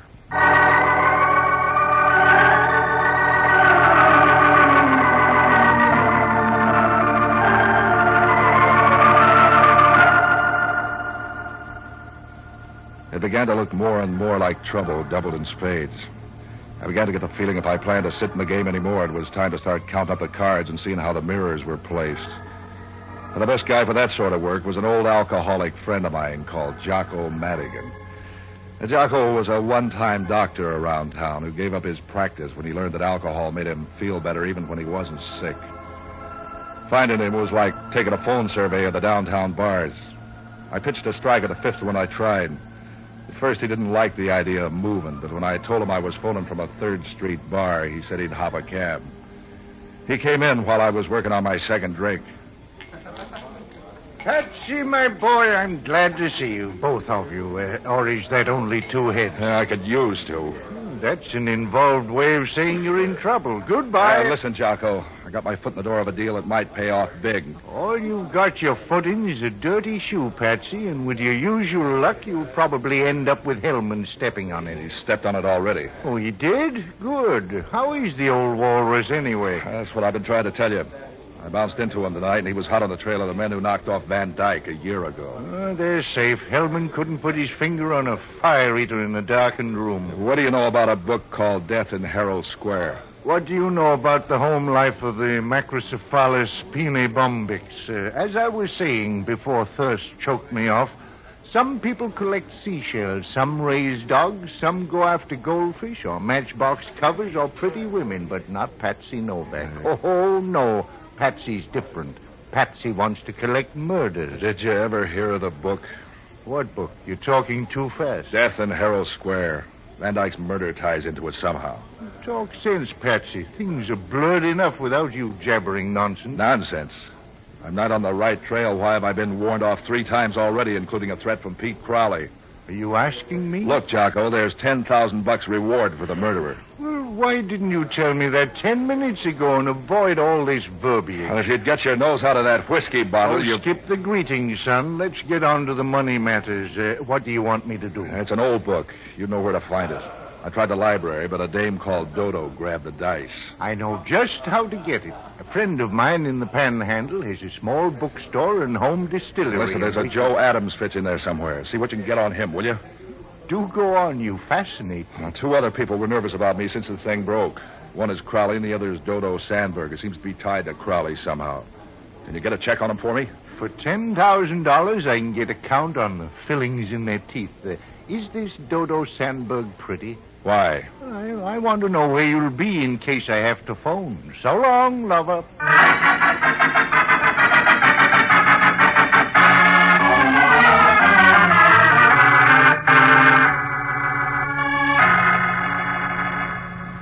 I paid for Jocko's drinks and went out to the Standard Hotel. The room clerk gave me Joe Adams' number. He looked a little worried when he told me, but that could have been about a new boss or an old girlfriend. It could have, but it wasn't. Adams' room was on the 4th floor, and when I reached there in the elevator, Hellman almost ran over me trying to get in the cage. He was a nice salmon pink and panting like a bloodhound on a deer trail. He had a gun in one fat hand, a mouthful of verbs and adjectives. Every time I turn a corner... Who are you expecting, Princess Elizabeth? Where did he go? You better shift to the overdrive. You're racing your motor. Where's Adams, Novak? Don't start testing your muscles on me, Hellman. You must think I'm your wife. This ain't playland, Novak. Adams just left his room. Where is he? I'm not in the mood for company, Hellman. You're going to talk. You're going to talk plenty. What's all the pushing around about? Don't pretend you're a country boy. You don't know what's going on. Back up a bit and fill me in. Adams told me he hired you to knock me off. Yeah, and you believed him. I know you don't work that way. But I wouldn't put it beyond you to pretend to go along with the proposition as long as you could milk a few dollars out of Adams. With your head, it's a wonder you don't believe it that I did it. With my head, I remember that you were waiting in a darkened apartment with a gun when I came in. That you ran out on me, and that you show up now just when Joe Adams is escaping. You put 2 and 2 together and get 22. You're just a sort of a lousy conniving... What about Adams? Is he the turkey that knocked off Van Dyke? He got away when I started to dial the phone to call the wagon to take... I thought I told you to forget the Van Dyke murder. You're full of tell, Hellman. Is Adams the one? Pin this into your hat, Novak. I'm closing in on the one who did it, and I don't need you to help with the net. Like you closed in on Adams? Just let me stumble over you once more before I close this up, and I'll bet my badge I'll put you where you'll stand still. And it could be Adams. Do you hear what I said? Yeah. I heard prices are going down, too, but I haven't noticed it much. I can fix that. You're going to a place where the feed is on the house. Don't give me any more of that jail talk, Hellman, till you're ready to come in with some papers. All I need to put you in a cage is a key. Let's go. I'll get him. You stay where you are, Novak. He must think I'm a Boy Scout.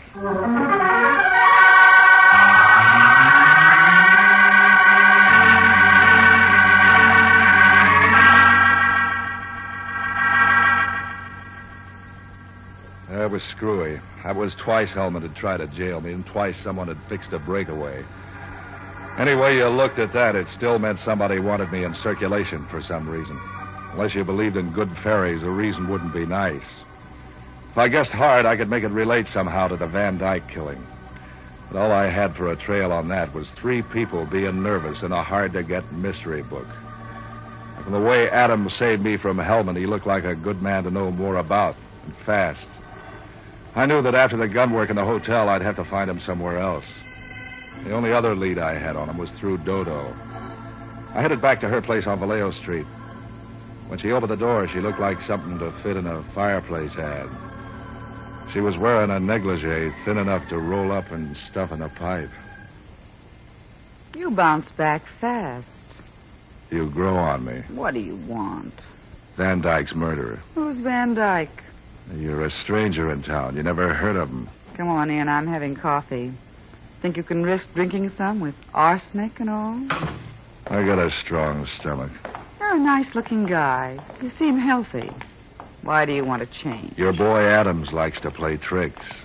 If I didn't try to pay him off for the hot foot he gave me, he might feel neglected. Adams is just a flock of nerves looking for some place to break down. Forget him. He tried to put me on a spot where I'd end up killing a cop. The gag laid an egg. Nobody's laughing. Cream in your coffee? Yeah. I'm still guessing why he did it unless he killed Van Dyke. Sugar? Look, he didn't just pick this house out of the phone book. That puts you in line to do some explaining. I wouldn't explain how to turn over in bed until I've had a cup of coffee. You aren't shaken where it shows. Are you telling me how to live? I'd have to start with the way you say goodbye on stairways. You didn't learn that trick in a finishing school. It didn't finish you, but that's just because you're durable. So's my longing for Adams. Where can I find him? I told you Adams don't mean anything. He just acts busy. He's like a fly, batting his wings off and ending up in the same place. What place? Do I twist it out of you? Oh, that book, Death in Herald Square. Did you find another copy? That's for tomorrow. Tonight it's Adams. You're wasting your time chasing Adams. Concentrate on the book. I'm spreading my fire. How do I know that book isn't just a come-on to get me off the trail? In the book, there was a millionaire businessman just like Van Dyke. He had connections in the rackets, just like Van Dyke. He had a partner, just like Van Dyke. When do I start panting? If you do, it'll be from running from the cops. That's all I'm giving you about the book. I'll get the rest when I pick one up tomorrow. You'll have a tough time doing that, Novak. The bookstores are all out of copies. You collected them all? Wasn't hard. A car, a telephone, little bustling about. You're real sharp, Crowley. Till you start looking at a map. I have friends across the bay. You might try Sacramento or Los Angeles, but that would take some time, wouldn't it? I guess time don't count after tomorrow. Not with what you know, sonny boy. Am I being confusing? You make a good try. Well, this won't confuse you. I thought I told you I didn't like Dodo to be bothered. She needs protection like J. Edgar Hoover. And didn't I warn you off this caper? Leave him alone, Crowley. He's harmless. Are you all done in the other room? Yeah. Come on, Novak. I want to make you a little present.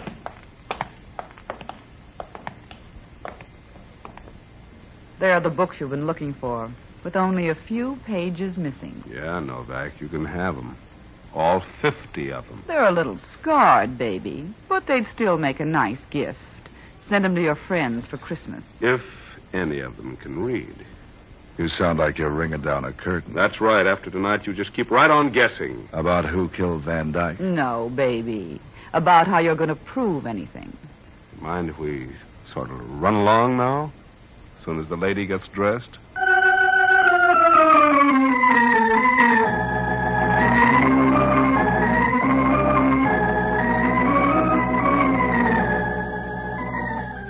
After they'd gone, I went through the books.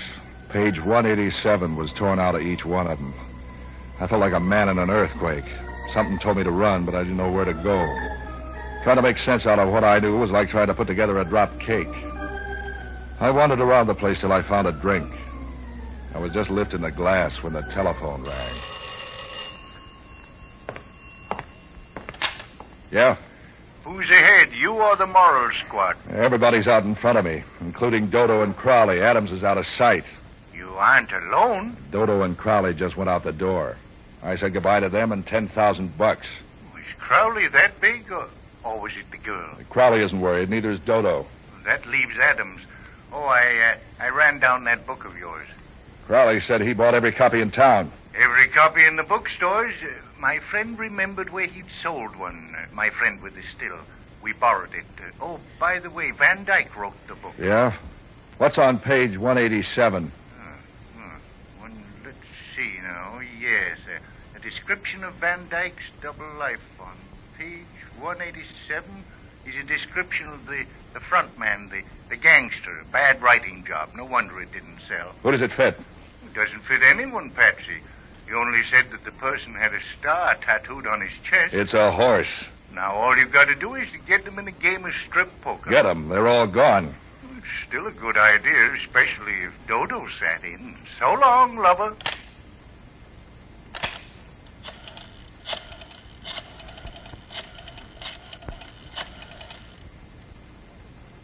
Give me Hellman. Inspector Hellman speaking. I got your killer for you. That's that? Who's this? Novak? Yeah. And don't start bubbling about my nose in your business. Business is picking up. You get Adams? Adams? That's good. No, Novak. My stool pigeon got it. That fag I was telling you about. That leaves you the only one knowing. $10,000 worth. Don't think I'm coming after you, baby. You can stay there and rot. So far, I feel healthy. You think you can drag me off the trail after you by this phony phone call? I know who did it. Oh, no, you don't, Novak, but I do. Yeah, fill it in. I just got a phone tip where they're hanging out. So they're sending out invitations. I'll even tell you where they are. It's at the beach near a shooting gallery. I've got a siren in my car. Let's see you beat me out there. It's the first gallery below the ballroom. Look, Hellman, you're the only guy alive who knows the whole story. What if this is a gag? Oh, no, Novak. I'm not biting on any of your phony tricks. But listen. Save your breath to sob with when you see me pick up that nice fat check.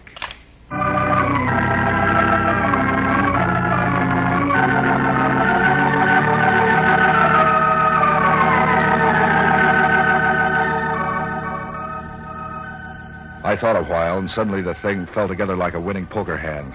As soon as I saw it, I started running for my car. I don't know how it happened, but I beat them out there. I went along the bridge arterials. And they're widening fast. By stealing a flock of red lights and nicking the paint off a couple of fenders, I was out through the Presidio and over to Golden Gate Park in no time at all. When I hit the beach, it was foggy and empty. There was only one guy in the shooting gallery. When I got up near him, it turned out to be Crowley. He had a rifle in his hands. And he saw me first, down the barrel of the gun. Don't back up, Novak. Come on in. You were looking for Adams, weren't you? I was looking for a lot of things. He's here behind the counter. Look, on the floor. And did you kill him? Those bullet holes could be 22s. Yeah, I killed him. Just as I'll kill you if you got any fancy ideas like trying to grab a gun. What are you saving me for, Christmas? Yeah, you dress up the joint. I want Hellman to walk into the trap just like you did. That's why I'm shooting at the targets. Like this. Bullseye. I'm good. You'll have to be good to get away with killing a cop. I hired Adams to do it. But he thought he'd get smart and frame you into the rap. That's why he hired you. Did he expect me to kill Hellman that night? Well, that's one of his bright ideas. He's full of bright ideas. Or he was. If he hadn't been so smart, he'd still be breeding. It's really very simple. Hellman got on the trail. And he was the only one in town who knew there was a trail, so he had to be killed. He ain't dead yet. You're betting a 22 against a police special. I'm live bait. You ought to see the gun Dodo has in the car. You're gonna dry gulch him, huh? He'll be watching me, and I'll be watching you. Let's see you beat that hand. You're forgetting the books. We're forgetting nothing. The books don't mean anything unless you put it together with what Hellman knows. Hellman and his stool pigeon. Stool's dead. And here comes Hellman. Adams thought of everything, including mirrors. You thought of everything. Except a quarter. What for? To pay for the reload on that gun. Now, if these other guns are only loaded.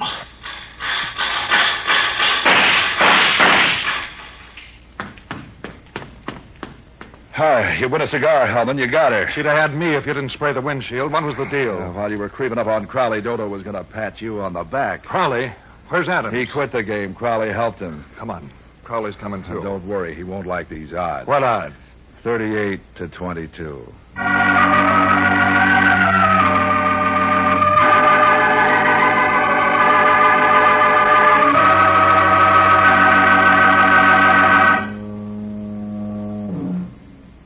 wasn't much of a trial.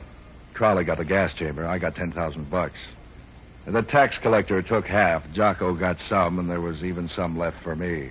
Oh, yeah, Dodo was the one who killed Van Dyke. She and Crowley were sort of a team, but she was the contact and the real boss. Hellman never knew how I was so sure.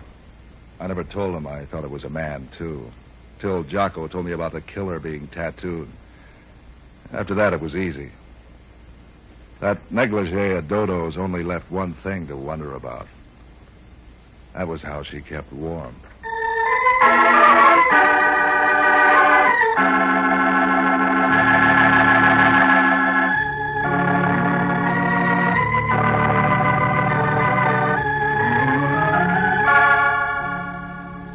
And now, an important announcement for your listening pleasure. Next week, Pat Novak for Hire and all your KGO programs will come to you by the new power of 50,000 watts. Here's what that means for this program, for instance. Pat Novak will reach 1 million new listeners all the way from the state of Washington to the Mexican border. The new power and the new transmitter, the finest science can build or money can buy, will make KGO the most powerful station on the West Coast.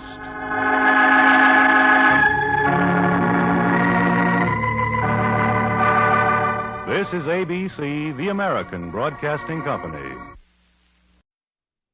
Pat Novak for Hire.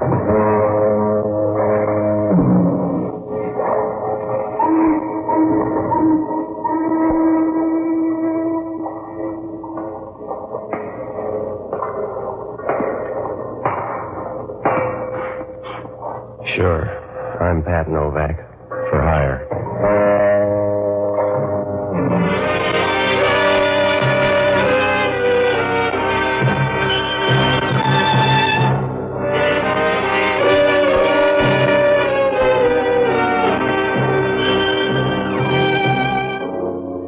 That's what the sign out in front of my office says.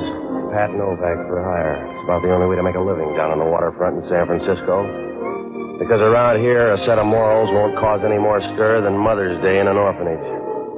Maybe that's not good, but that's the way it is.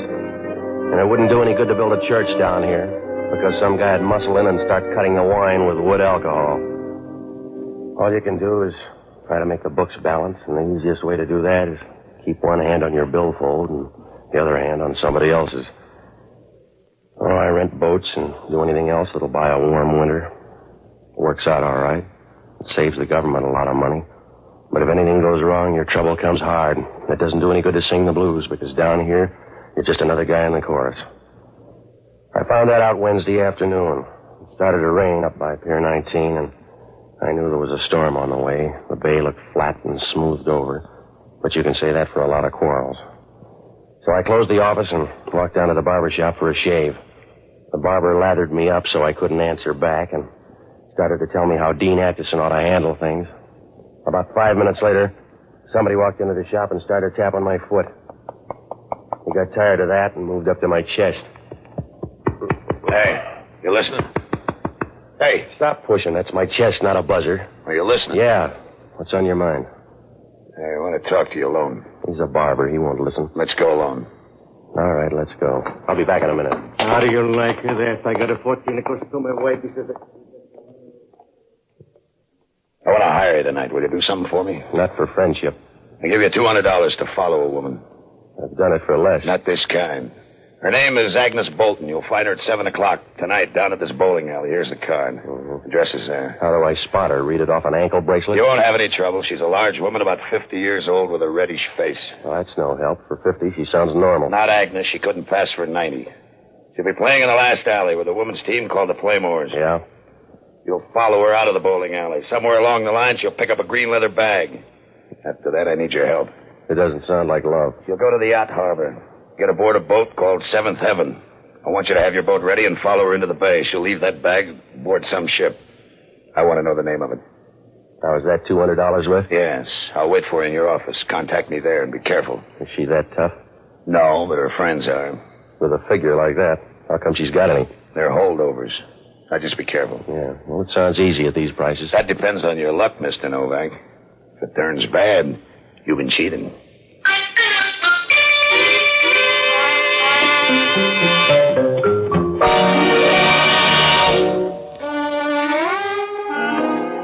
He stood at the door for a minute, and his eyes swept the shop like a $10 broom. And then he turned around and walked off.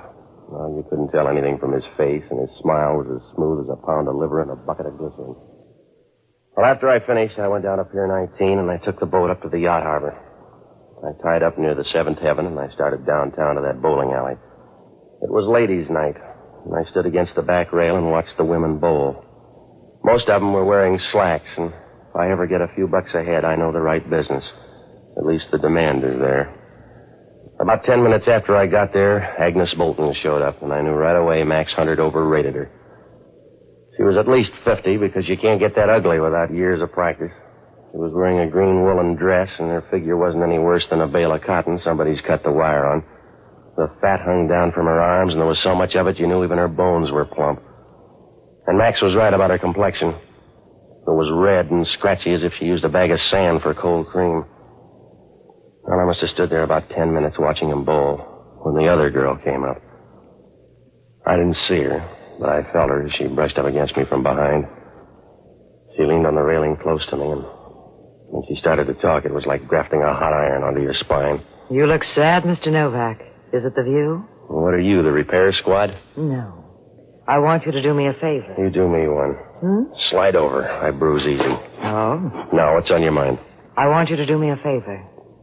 Don't follow Agnes Bolton. You're pretty, but I got Max Hunter's dough. I'll help you spend it. Don't let Agnes Bolton get to that boat. Look, Angel, go warm up an armory. I got a deal. Suppose I tell Agnes Bolton you're going to follow her. You tell her first without tagging by here. Now, if you got something on your mind, lay it on the line or relax. I want her worse than Max Hunter does. When she gets that green bag, I want you to bring her to me. I couldn't move her that far. You better rent a derrick. Please, Mr. Novak. It's important to me. I want to talk to Agnes Bolton.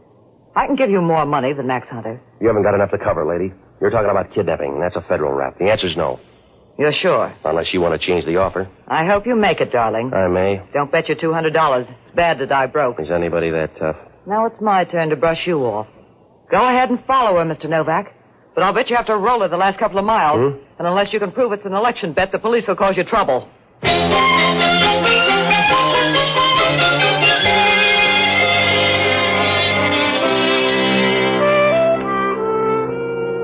I watched her as she turned her back and walked out of there. She looked real good. She was wearing a tight jersey dress that gave you the idea she either thought the weather was warm or she wasn't much on details. Well, I turned around and looked for Agnes Bolton. The game was breaking up, and she started into the dressing room. A few minutes later, she came out and started down Market Street. There was no trouble following her. You could see her in the crowd. And she rolled from side to side as she walked, and when she bumped into anybody, they looked back at her as if they'd been hit in the chest with a sack of jelly. She crossed the street at Stockton, went into a little coin shop. She came out about 5 minutes later with a green leather bag. She strapped it over her shoulder, and she held onto her purse with the other hand.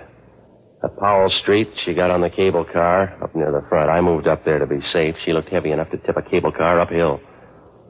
In that light, she didn't look any better. Part of her hair had come undone and hung down in her face like the branches on a dead tree. I noticed her eyes for the first time. They were small and so close together they could have saved time and put them in one socket. Well, she got off the cable car at Geary and walked into a hotel. I followed her and watched her squeeze into a telephone booth on the other side of the lobby. The way she fit, a sardine ought to be happy. She took some money out of her purse and started to dial. A couple of people moved in front of her, and I didn't get a look at her for about 5 minutes. And when they moved away, she was still talking to somebody.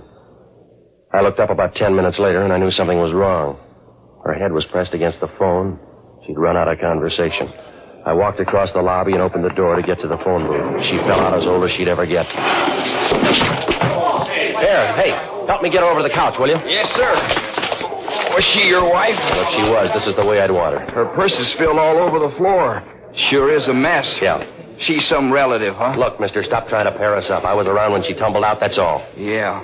What'd she die from? I don't know. I just figured you might know what she died from. No, I don't. That's a simple question to answer when you know what she died from. All right, let me through here. Come on. All right, stand back. Give her air. She can't use anymore, Copper. Huh? She quit about 5 minutes ago. Who are you? I'm not dead. She is. Then who's she? You better check on her stuff, and don't forget that green bag. Yeah. What bag? The green bag over there on the floor. Well, it was over there a minute ago. The same one the little guy had? What little guy? The one who was talking to you. He just walked out of here carrying a green bag.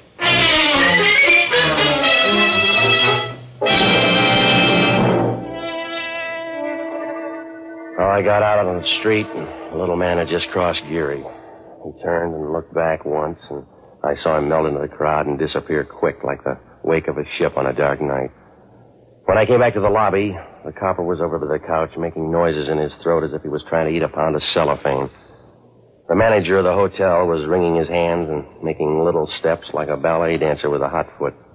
The copper took my name and put in a call to homicide, and a few minutes later, I got into that phone booth.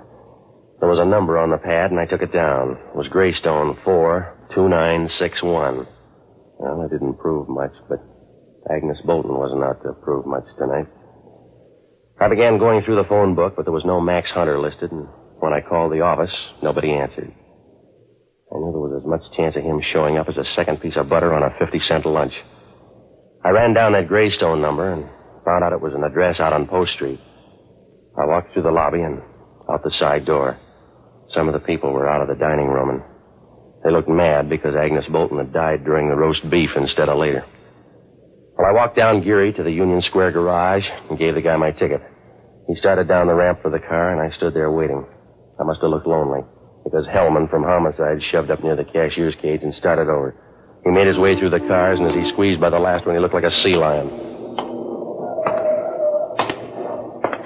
Hello, Novak. We identified her. Well, you had lots to work with, Hellman. Where are you going? Out on Post Street. I'll go with you. Her name was Agnes Bolton. You read it somewhere? She was a government agent. They got their money's worth. Coroner says she died of quick poison. How quick? 5 minutes. You're working him too hard, Hellman. He's got a license. He says 5 minutes. She was in that phone booth 10 minutes. Nobody got to her. She looked dead to me, Novak. I don't believe you. Well, I'm hurt. I don't believe a thing you say. That's up to you. I'm not starting a religion, Hellman. I watched her for 10 minutes. Nobody got to her. You better check on that little guy. Yeah? She was carrying a green bag. A little guy walked out of there with her. He sounds hard to find. You don't. Hey, mister, is this your ticket? Yeah, it's a blue nag. You better come down and drive it up. Why? I can't get to the wheel. The guy on there won't move. Huh? I don't blame him either. When you're dead, you got a right to rest.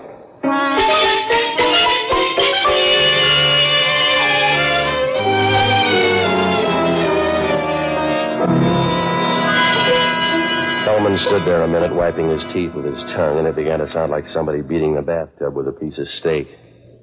When he finished making noises, we walked down the ramp to the car. It was the little guy who had taken the green bag. He was hunched over, and he was grabbing the wheel as if he'd just married it. Hellman lifted his head up and laid him across the seat. The light was bad, but you could see a little of his face. There was watering around his forehead, and the damp hair was plastered down under his hat brim. The perspiration had broken up and started to run down his forehead like tears, and you got the idea he cried out of his hairline instead of his eyes. He didn't look surprised or pained. He just stared with a puzzled look as if he'd missed part of the conversation. Hellman stood there trying to wipe some egg off his coat and turning to look at the guy to make sure he didn't leave. So what happened, Novak? So he had an automobile accident, Hellman. I don't know. He's your passenger? He bummed the ride himself. When I saw him, he was on his way with that green bag. Where is it? He got talked out of it. You better check on a guy named Max Hunter. Whose cousin is he? He gave me $200 to tail Agnes Bolton. I got another offer, too. Yeah? A blonde biscuit, and she said everything on the beat. For a total stranger, you sure met a lot of people. You better meet a lot of them, too, Hellman, because one of them got to Agnes Bolton. How about Junior here? Did he crawl down the ramp and die on your seat covers? I don't know how he got here. Well, maybe you left him here and forgot. No, he wouldn't slip my mind. I haven't murdered anybody in the front seat. Oh, but it's lively, though. You better get a story, Novak. You already got mine, Hellman. You won't like the ending. No, but I'll bet you do. I like it fine, Novak. You're the only lead on Agnes Bolton. I'll shop around and get enough to pin you down. You couldn't pin down a dead butterfly, Hellman. You better look up Max Hunter and check on a boat called the Seventh Heaven. I will, and I'll put a tail on you, Novak. Follow you all over San Francisco. He'll go any place. That's fine, because I got a suggestion.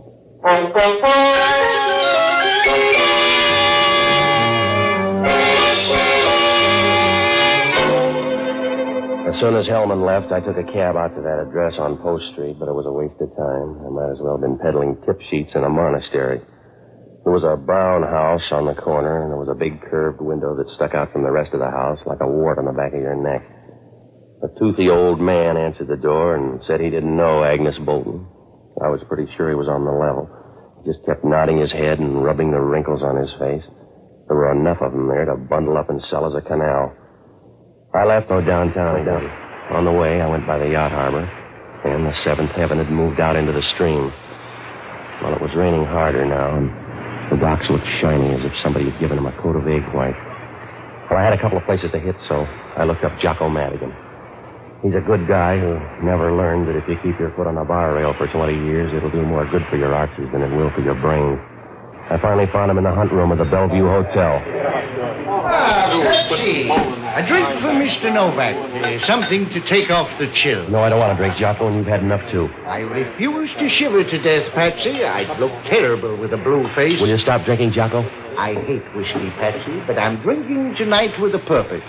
I made a deal with Charlie the bartender to buy every 8th drink, and I've got him on the run. By morning, I'll have him in bankruptcy court. Look, Jocko, I'm in trouble. I always know when I've had enough to drink, Patsy.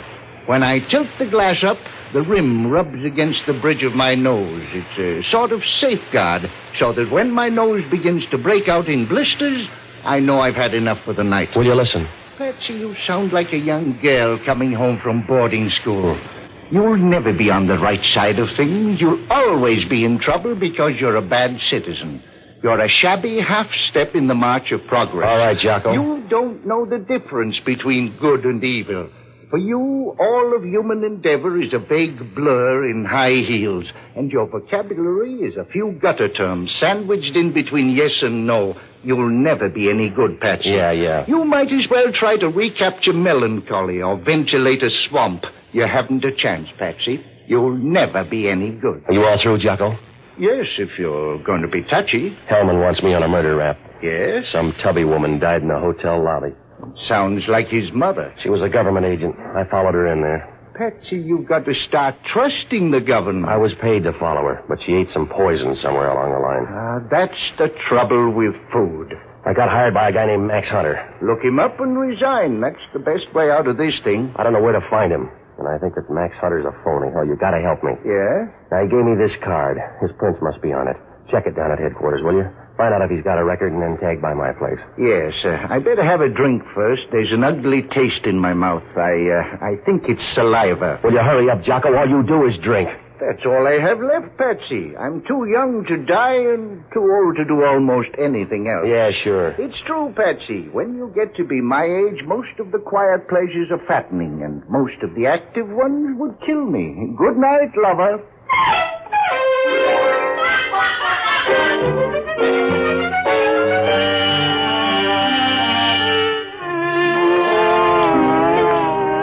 When I left Jocko, I dropped by the Chronicle morgue to look up Max Hunter.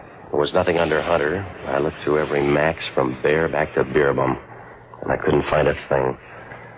Well, it was close to 11 when I rode down to the office for a final check. It wasn't raining hard anymore. It was a nice, easy drizzle, and you could hear it playing against the sheds along Pier 19.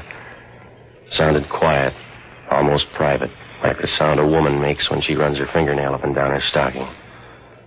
It got on your nerves at first, and then you began to enjoy it. The minute I got to the door, I knew something was wrong. There wasn't any reason, but I got the feeling. The same way you know sometimes when you're going to get the busy signal on the phone. I could see her lying there on the floor before I turned on the light. You took one look at her, and you knew she was the sort of girl whose name ought to be Pearl or Myrtle. Somebody'd sapped her, and she was lying with one hand stretched out and the other under her hair. It wasn't really hair. It looked more like a pelt or a raccoon just after a shampoo. It was fuzzed up on the sides, and on top she'd combed it back so tight it was about to go under the scalp. She began to move a little. When I bent over, she started to mumble. What do you want? The rent if you're going to stay long. Here, put your head up. Are you Mr. Novak? It's too late to change. Where's Agnes Bolton? Where'd she go, Mr. Novak? I don't know where she went. Was she a good girl? Something's happened to her. Don't worry, it won't happen again. Who sent you here, Max Hunter? Yeah. Please help me in. All right, come on. I'm Francine Kane. I came to find out about Agnes Bolton. You're a deep sleeper. What happened? You wouldn't know her. I would if she's a tall blonde on the make for that green bag. Who is she? Joan Haywood. You can find her at the Geary Theater. She an actress? Not exactly. Yeah. Her stray talents, Mr. Novak, are dimensional rather than dramatic. If you're smart, you'll stay away from her. Don't tell him any more, Fran. He's paid up. Hello, Hunter. You oversold me. And give me back the $200. I'm going to give you lots for your money. Don't include Agnes Bolton. I don't know anything about her. Is that a lie? Might be. There's the green bag. Joan Hayward has it. Is that a lie? The little guy didn't think so. She left him dead in my car. Let's go, Frank. Now, you're in a hurry, Mac. You're not. I hope you like your office, Novak. Huh? Because this is where you're going to spend the night. Don't let him feel bad, lady. It must have been his turn.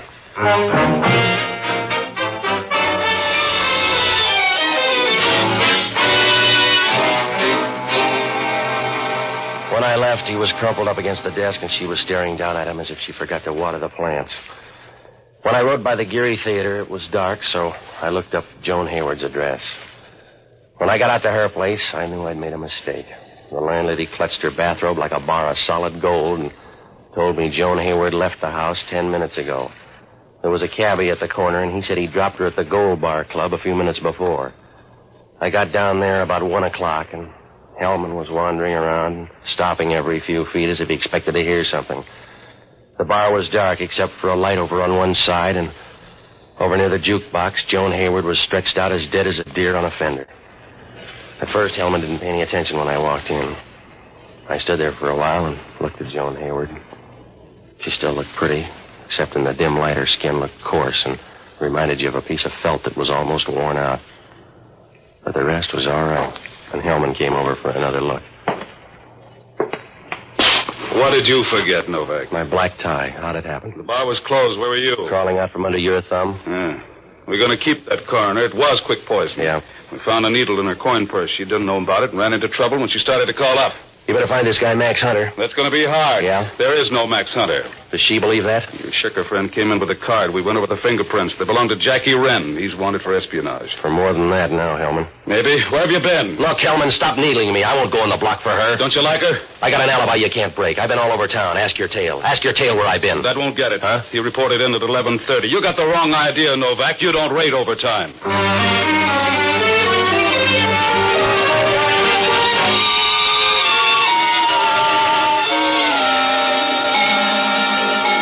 When I left there, I knew everything was downhill. Hellman could stick me for everything but Dan McGrew.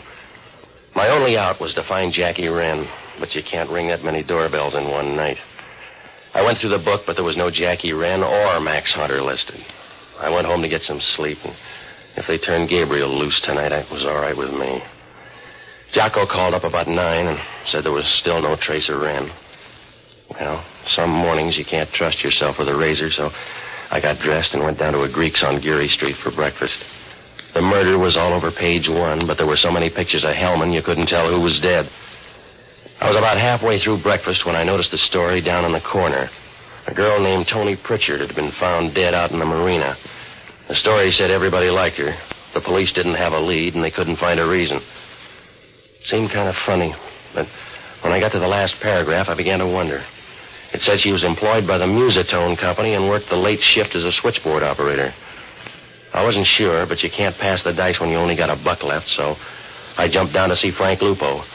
He said the Musitone Company owned the jukebox in the Gold Bar Club, that it worked like all the rest. People use a little microphone in front of the box. They call into a main switchboard for songs. I grabbed Jocko, and we got up to the Musitone Company.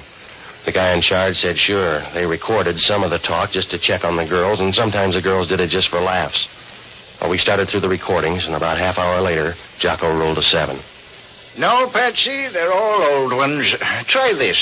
Yeah. Well, put it down. I'll handle the needle. There. Crazy, Jackie. You know something's wrong. Let me handle it, friend. You'll just get into trouble.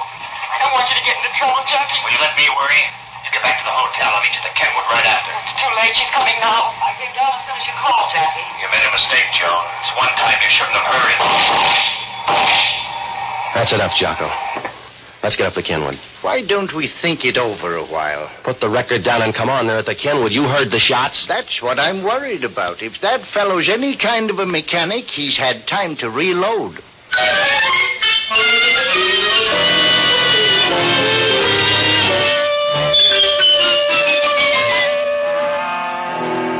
I got down to headquarters and told Hellman why that girl, Toni Pritchard, lost her vote. We rode out to the Kenwood, and Hellman started through the register. There was no Jackie Wren listed, and we didn't have any better luck with the girl.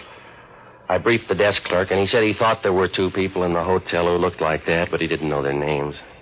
Well, all we could do was wait for him to show. So Hellman and I walked down the street and slid into the car. Must have been about 3 o'clock, and for the next 4 hours we sat in there. About 7 o'clock it began to rain harder. It wasn't easy to see the front of the Kenwood. I got out to wipe the windshield, and that was a mistake because just then the door of the hotel swung open. The girl came out first, and then Jackie Wren. He saw me right away, and the two of them jumped over to the curb and got into a car. Riding with Hellman's just about as safe as eating an arsenic sandwich. When we got to the corner, they turned east and started down Bush. It wasn't easy to stay behind them. The rain was hitting the windshield, and it was like trying to see through a mint julep. When we got past Jones, Hellman began to close in. It must have scared Wren too much because it stopped and he swung the car around with Hellman a few feet behind, and it was a dead end both ways.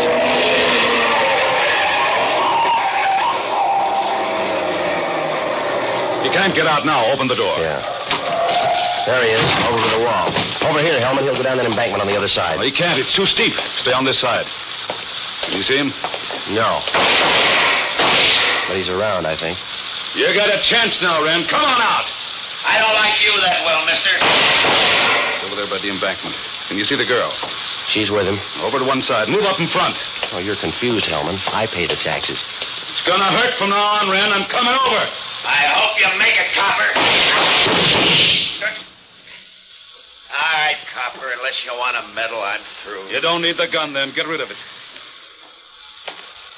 Just toss it over there. I can't even lift my arm. Throw it down, mister. Jackie, please. I threw it right at you, copper. Francine, you crazy woman, you crazy. You let him kill me. He's going over that embankment. You let him kill me right in front of you.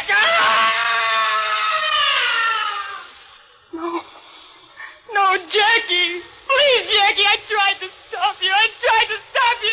Grab her, Novak. She's going over. Leave me alone. Jackie, I want you. Grab her. I want you, Jackie. At least they can let me have this. Jackie!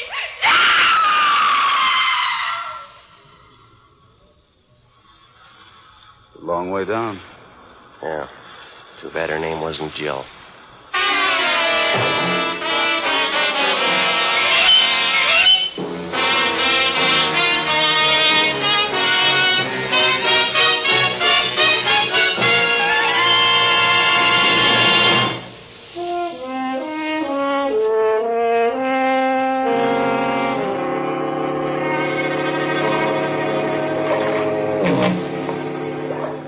Last I saw Francine, she was lying down at the bottom in the rain. Her head was over to one side, and you knew with a little push it'd roll around as easy as a ball bearing on a plate. Her face was clean, but the rain was beginning to wash the dirt down, and when I left, she wasn't pretty anymore. Jackie Wren outlasted her by a few hours, and Hellman used them all. Agnes Bolton was carrying government papers bound for China. The four people were split into teams. Jackie Wren and Francine were trying to outbid Joan Hayward and the little guy. The way Jackie had it figured, he'd find out what ship they were going out on and pick it up from there. Joan Hayward knew he was dealing with me, so she followed me after I left that barber shop. She saw me park the car in that garage and tailed me down to the bowling alley. She planted the needle in Agnes Bolton's purse, and the little guy tagged along behind waiting for something to happen. Just to be on the safe side in case anything went wrong, Joan doubled by the office and gave Francine a headache. When the little guy got the green bag, he took it to Joan. It was too good to split, so she killed him and left him in my car. Well, then she made a mistake. When Jackie called her up and asked her to come down to the Gold Bar Club, she bought the story. Oh, it would have worked out fine for Jackie if he hadn't talked in front of that microphone. But a nosy girl heard it and tried to put the screws on him. Well, Hellman asked only one question. About that conversation between Jackie and the girl. Why would a person say anything that private in front of a microphone? I don't know. But I told him about a couple of others Jocko and I heard. He didn't say anything, but I'll bet he gets a hold of those records and plays them every night before he goes to sleep.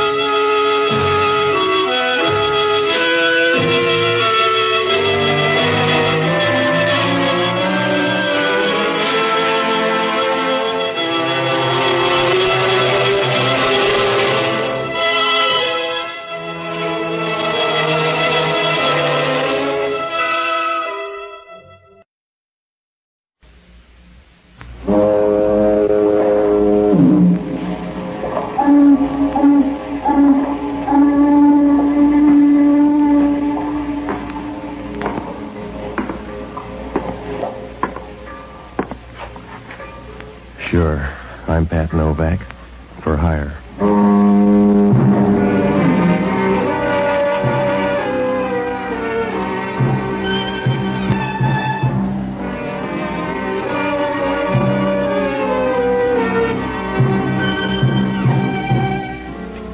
That's what the sign out in front of my office says. Pat Novak for hire. Oh, there are a lot of ways to put it, but it's easier if you let your slip show right from the beginning. Because down on the waterfront in San Francisco, you got to do a lot of things to make a living. Otherwise, it's like being a CPA in a charity ward. I rent boats and do anything else that'll keep a bum lawyer in beer and broadcloth. Works out all right. You make a few bucks if you don't forget there are only 2 questions you can ask anybody down here. When and how much. Even then, you got to watch out, unless you like your trouble without a chaser. I found that out Monday night. I closed shop and I walked down the street to Noonan's bar. No, it really isn't a bar. It's just a couple of stools with a bottle opener and a jukebox full of Irish tenors, but it's good enough to give you a shove down the road. Must have been about 11. I was sitting at one end of the place by myself, sorting out mistakes and spending a $50 on the bar, so I don't know when she came in, but she came in. I remember that.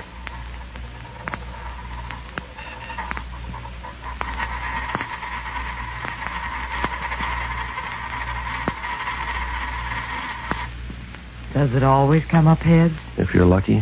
Who are you? If you're that lucky, you'd have dollar bills to do it with. Look, I'm low on chatter. Why don't you go down the counter and talk to the racy set, huh? I'd rather buy you a drink. Noonan's a social climber. He's going to throw you out. You buy me one, then. And I'm broke to strangers. Now, that winds up the conversation. See you later. We'll talk Thursday, then. I went to your office, but they said you were over here. I want to hire you, Mr. Novak. You got a name to go with the figure? It won't fit in your file. I want you for 3 hours' work tomorrow afternoon. Can you do it? If I said yes, it might be too tough. There's a flower stand at the corner of Post and Kearney. I want you to go to that stand tomorrow afternoon at 2 o'clock. Pick up a geranium plant to this address. I'm too big for a Western Union boy. Are you too big for $50? No. Must be a pretty geranium at those prices. Some people love nature, Mr. Novak. Do you care? No, I know a guy who likes parrots. You go to the stand and tell them you want the plant. Take it straight to the address I gave you. It's important. Don't let it out of your hands. For $50, I'll act like we're married. I better give you the money now. Well, you're eager. Suppose I don't deliver. I found you tonight. I can do it again. Mm-hmm. Well, where do I get in touch with you? You don't. Mr. Novak, this is the last time over the course. So take a good look now. Yeah, I'm away past midnight already. Suppose something goes wrong tomorrow. Then it's very simple, Mr. Novak. You won't have to send for flowers. Good night.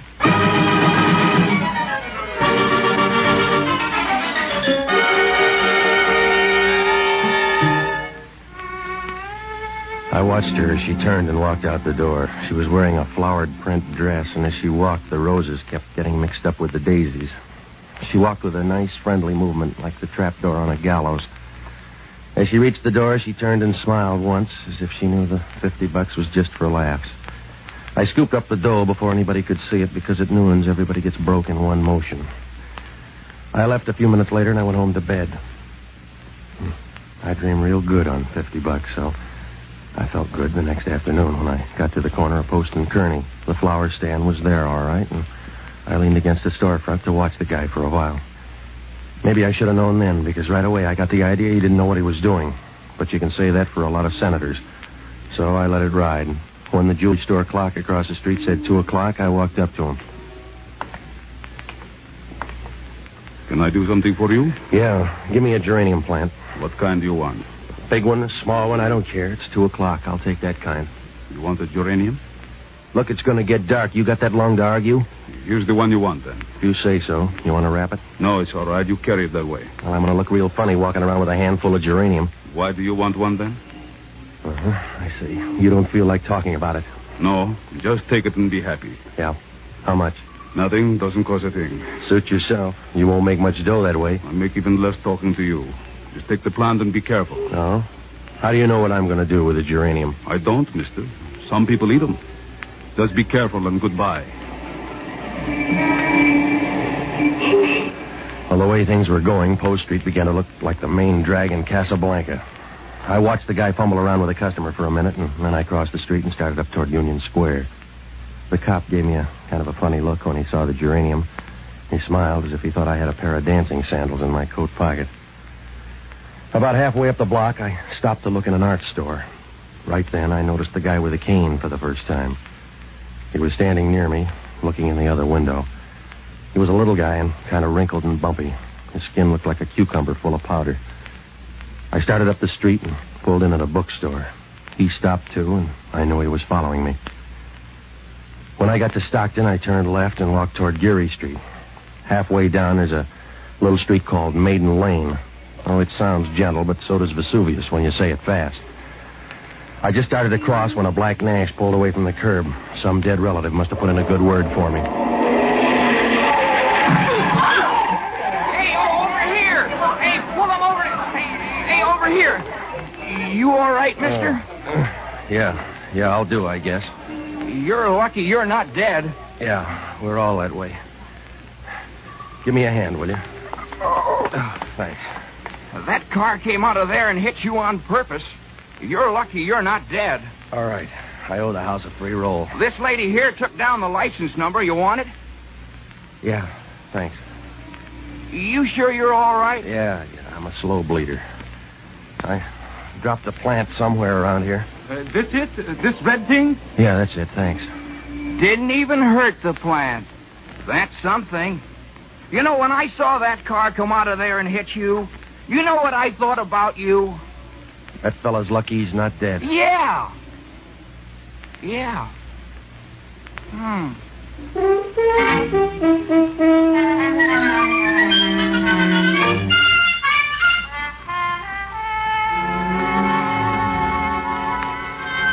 Well, I looked around, but the little guy with the cane had disappeared. As I crossed Union Square, I kept looking around, but he was gone. Well, I tried to forget about it, but I couldn't get it out of my mind. It kept coming back and showing up again like a bad reputation. Why had the guy started to follow me and then stopped so suddenly? And how about that guy in the car and that $50 geranium? Well, I got a cab over at the St. Francis stand, and I rode out to the address that the girl gave me. On the way, I looked at the flower. From what I could see, it was just a geranium planted in a little wooden box. Like all the rest of them, it bloomed unevenly with buds that looked too nervous to come out, like a debutante with thick ankles. When the cab pulled up at the address, it was a rooming house out on Clay Street. The note I had said third floor rear, so I went up there and knocked. There was no answer, so I went in expecting to find anything. Anything but what I did find. Hello? Go away. Go away and leave me alone. She closed her eyes and stopped talking. She was so sick it showed like a searchlight in a cave. Her complexion was pasty and the color of a November sky. She had no expression on her face, just thin lips drawn so tightly the rims were white. No, she wasn't ready to quit yet, but you could tell she'd been papering the house for years. And you wouldn't want to bet on her. She was going to last about as long as a warm snowflake, it was easy to tell. You got a bad cough. You need some sun. I need more than that. Yeah, I guess you do. Who are you? Relax. I'm not the welcome angel. I just brought you some flowers. Is it a joke of somebody? I don't know, lady. With me, it's a $50 hustle. They're your flowers, so you work out the right answer. Go away.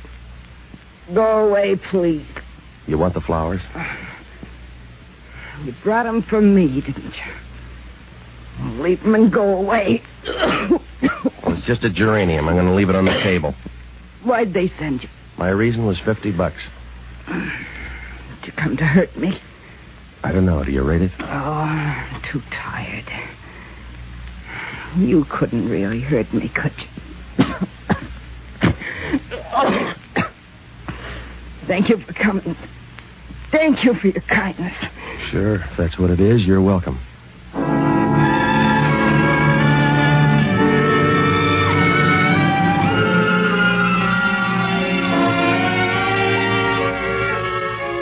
That's all she said, and that's all that happened in that little room up on Clay Street. It wasn't much, and it wasn't enough to worry you, but for some reason I felt like a man in quicksand complaining about his height. When I left there, I took a car down to Market Street, and I had dinner. Well, it didn't go right because I kept thinking about this afternoon and last night. Who did she mean by they, and Where did all these people fit together? The guy with the cane, the gal that gave me the $50, and the little cherub out of Maiden Lane. Well, I tried to forget about it, but it wasn't easy. It was like trying to change a typewriter ribbon with mittens on. After dinner, I went home. It was about 8 o'clock, and when I got in the apartment, it was dark. Before I had a chance to put on the light, I knew somebody was in the bedroom. I walked over to the door. In the dim light, it looked like a walrus in pants, but it turned out to be Inspector Hellman from Homicide. Hello, Novak. I just dropped in for a chat. Do you always chat with your hand in the bureau drawer? It's restful. I've been looking over your stuff. Is this a social call or are you out stealing? Where you been, Novak? What do you care, Hellman? All right, I'll tell you where I've been. In a third-floor room out in Clay Street. I left one this afternoon. It's the same one. Your fingerprints are all over the joint. I'll bet you checked everywhere. What were you doing out there? Delivering flowers. Is that your best try, Novak? It's the best I'm going to do for you. If you don't like it, check with a woman out there. I brought her flowers and left. What woman? The one on the couch, a black-haired girl with a half-dead look. You're wrong twice. Huh? There's no girl out there, unless she's tattooed on the guy's chest. Oh. And that guy doesn't have a half-dead look. It's better than that. All the way. That's right. He's dead enough to pray for. Will that do?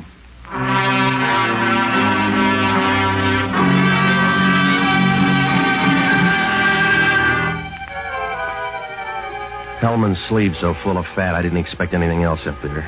He flipped on the light, and I could see he was real pleased with himself. He was smiling like a guy who's just found his partner bidding no trump with 13 spades. He sat down on the bed and unbuttoned his coat. Part of his stomach oozed out and hung over his belt like a 1910 lampshade. He lit a cigarette, and then he began to run his tongue over a set of teeth that looked more like old mandolin picks than teeth. He blew smoke and looked about as appetizing as a piece of squid pie. Must have been a short argument, Novak. The coroner says the guy checked out in a hurry. What else does the coroner say? That it was good poison. You buy only the best, Novak. Don't stub your toe, Hellman. I went up there to deliver a geranium plant. So far, you got a good case.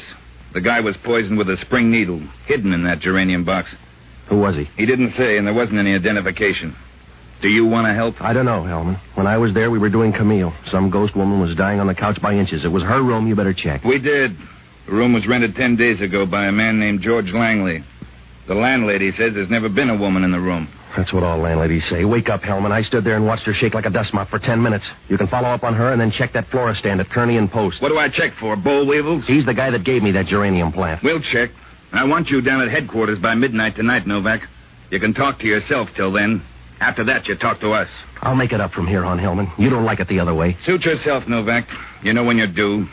In the meantime, we'll find out what we can. I can't wait that long, Hellman. You couldn't find a tractor on the back porch. I'd hang if I waited for your boys. That's what you're going to do. And at midnight, you can dangle as high as you want. I don't mind as long as my feet are on the same level as your head.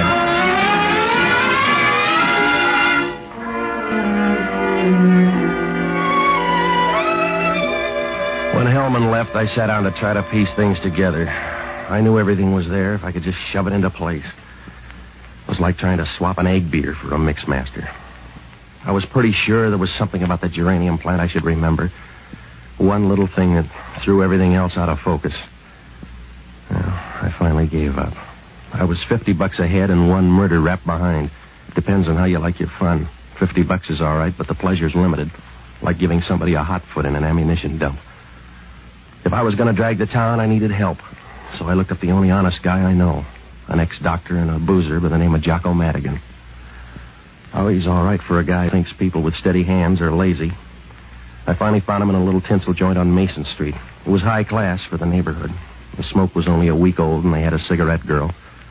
A long, leggy biscuit that wandered around trying to sell a sour smile at sweet prices. Jocko was down at the end of the bar rolling some olives back and forth. The rhythm was fine. Ah, Patsy, you're just in time to help me off the wagon. A stout glass for Mr. Novak. No, I want to talk to you, Jocko. Oh, Patsy, confidentially, I hate martinis.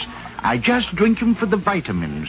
Everybody should have a few vegetables, and I have chosen olives. Look, I'm in trouble, Jocko. Will you sober up and talk? I could do that easily. I've done it 2 or 3 times, and it's no trick at all. But I refuse because it's a vulgar display of willpower. Will you stop, Jocko? You know, Patsy, there are only 2 things that could cause my downfall. Whiskey or women.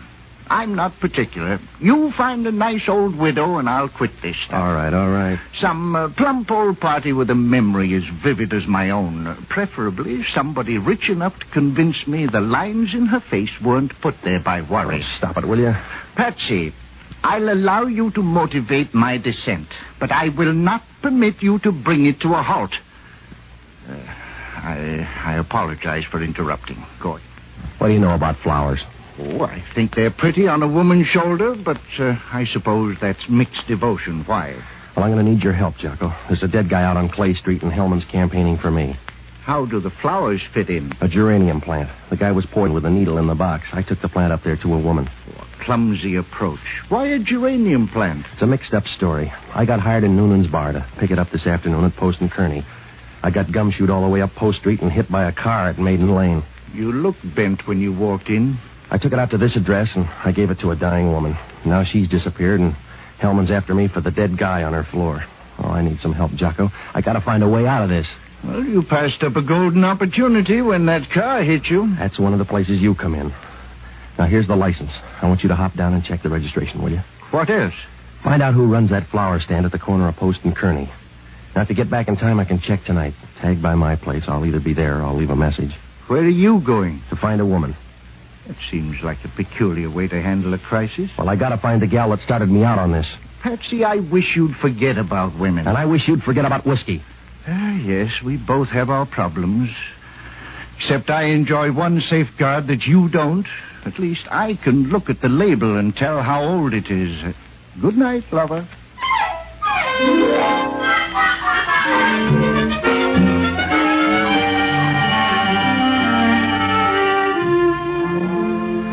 Well, I got out of there and I went by Noonan's place. I asked him if he knew the girl in there last night.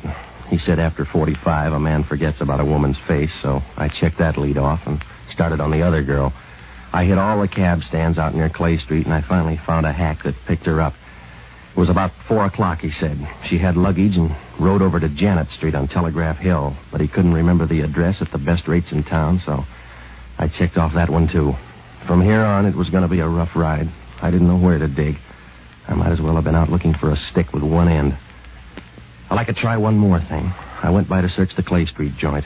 It was a dirty room, and the geranium hadn't helped. There was a sweet odor and a thick, dusty cloud all over the place. It was like going to sleep in a bag of an old vacuum cleaner. There wasn't anything there that could help, and on my way out, I heard footsteps. I snapped off the light and waited. The door opened slowly. I couldn't see her face, but I knew it was the girl from Noonan's. Turn on the light and you'll see your friends.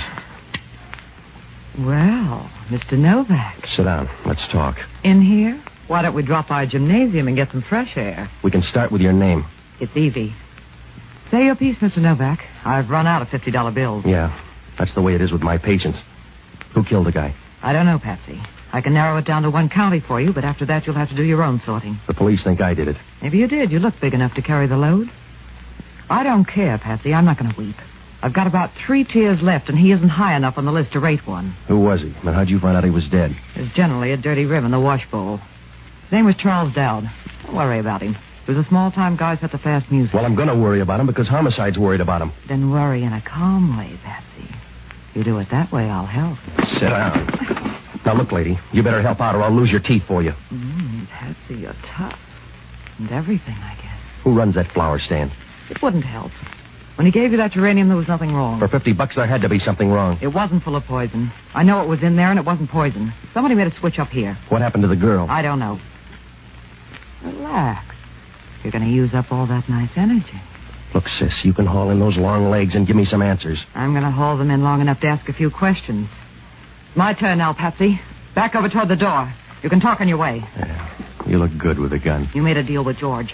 I want to hear about it, Novak. I don't even know George. If he's got a part, you just dealt him in. I'm too old for fairy tales, Patsy. George got to you and found out about that geranium box. It couldn't have happened any other way. Sorry, lady. Remember, you're nothing to me, Novak. You're $50 worth of muscle. You're $50, and I'll spend you fast. Go easy. You're going to break open a seam. I don't know your boy, George, and I can forget you, too. You can do it while you're talking. I came a long way, Patsy. Too far to toss it over for a mail order bum. You're just a passing pair of pants to me, and I'll throw you away faster than a wad of gum. Now's your chance, baby. Come on. Oh, let go. You're hurting my shoulder. Relax. You're not going to have one in a minute. Come on, drop it. Now, reach down for that gun, and I'll jam you in the basement faster than a ton of coal.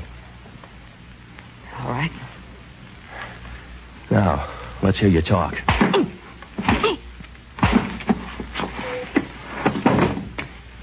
I would, Patsy, but you're not listening.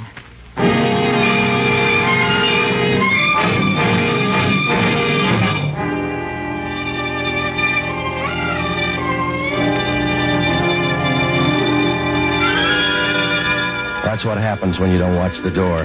Somebody falls in love with the back of your head. I didn't even have a chance to see who hit me. I don't know what good it would have done unless you're the kind of a guy who keeps a scrapbook on those things. When I woke up, I had company. He was taking a nap, too, only his was going to last longer. It was the little guy with the cane. He tailed me right to the end. He was lying there with his mouth open and a bunch of pink gum showing as if he was trying to pick up a few bucks with a toothpaste ad. I was still groggy, and I couldn't see around the room, but I could hear a slow, steady squeaking sound. I turned my head, and Hellman was sitting in a rocking chair. He looked as happy as a choir boy on Christmas Eve. You have a good sleep, Novak? Oh, why don't they move the morgue down here? Yeah. I guess you ran out of poison. Why don't you go away, Hellman? Home, maybe, huh? I don't owe your wife anything, so I'll wish that. Who's the guy? I don't know. You looked chummy when I got here. I don't know, Hellman. He followed me all over Post Street this afternoon. Check him yourself. I did. There's nothing on him. I'll bet his gold fillings are gone now. Your trial run was a guy named Charles Dowd. I know. He was arrested in 1942 on suspicion of espionage. He's in business again. A whole bunch of them are, and the kicker has something to do with that geranium plant. What bunch? These dead guys and a lot of others on the same schedule. It's that geranium plant. It all started at Post and Kearney. You better check that florist stand. Don't you ever get tired, Novak? Huh? We checked the florist stand at Post and Kearney. The answer's no. Did you talk to the guy? No, because there is no florist stand at Post and Kearney. You're crazy, Hellman. I got a geranium plant there this afternoon. There's no florist stand at Post and Kearney. If you got a geranium, it was grown out of a crack in the sidewalk.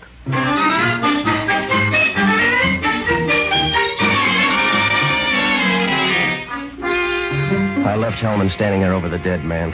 The little guy was looking up at Hellman with a dull, bored look like an usher in a burlesque house. I was sure now there was something about that geranium I'd missed. If I could find the string and pull it, the whole thing would unravel. The questions were piling up, and there was only one answer. Who got to that box and made a switch?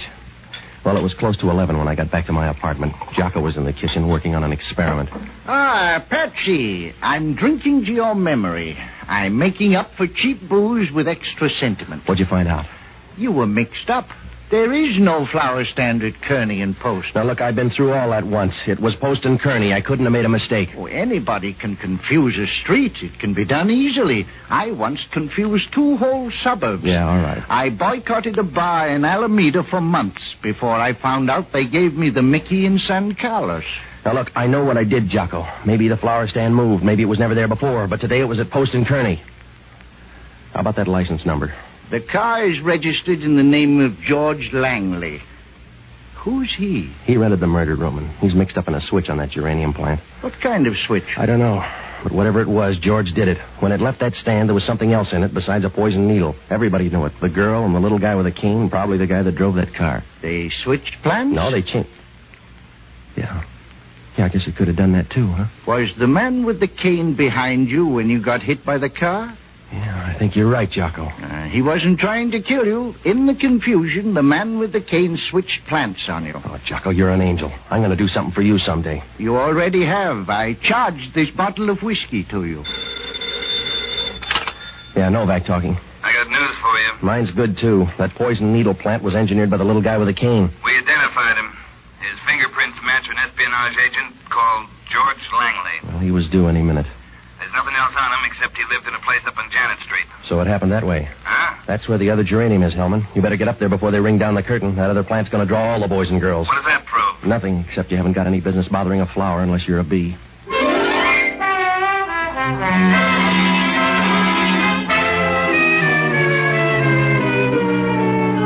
Well, you never know how the cards are going to fall, but when it's a wild game like Red Dog, whichever way they fall, it's going to hurt. And the last card's the one that breaks your back. So when Hellman hung up, I grabbed a cab and rushed out to Janet Street. It's a little short street draped down the side of Telegraph Hill like a torn ribbon. When Hellman pulled up at the top of the hill, I met him, and we started down to George Langley's address. Hellman opened the front door, and as we started into the bedroom, we ran into a traffic jam. Oh, I'm sorry. Hello, Evie. This is Hellman from Homicide. I don't have time now, Patsy. That's all you got, baby. Grab her bag there, Hellman. Patsy, you're crazy. Open her bag, Hellman. That's what they're all after. There's the geranium over by the window. Let's have the bag, lady. You're all too grabby. I'll take it. Come on, Edie. Who's this guy? A pixie, Hellman. He's the guy that sold me the flower down at Post and Kearney. I'm sorry you got mixed up, Novak, but I'm short on regrets tonight. Give me the bag, Edie. Go easy. We're going to get in too deep. You're in up to your nostrils now, baby. The bag. I want that piece of paper. You don't need a gun, Gerard. That's up to you, Evie. You double-crossed me, and I'm too old for a new set of tricks. That's the way it had to be, Gerard. You can see that. When George cut in, there was nothing else to do. It was high man in, low man out. You're out there, and I want the bag. Stay away from me, Jerry. Give me time, I'll get far away. I'm going to hang on to it. Stay away, Jerry. I hear you, but that's all, baby.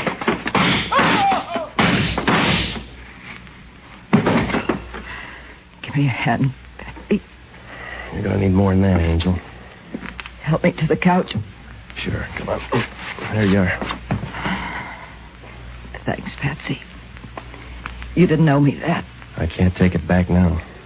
How's Gerard? He bleeds big. If I wasn't so tired, I'd laugh and laugh. No, I wouldn't do that, Angel. You're going to be there in time to hear the echo. What's in the bag? A formula. One other thing, Pat. Yeah? One other thing. What'd she say? I don't know, Hellman. She took it with her. Where does that leave us? Short one girl. She's in the apartment or on her way up. Don't look too hard, Mr. Novak. How many more are there? She's the big act. How do your friends look, sweetheart? They look the way they should. Oh. They watched me get sick. They didn't do anything about it. They sat around waiting for the last ounce of blood to dry up. You better go with Hellman. Please take me while you have a chance. Take me. No. Yeah, you're more than ready.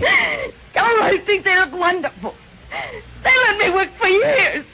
They let me get this way. Then they sat around to listen to my heartbreak.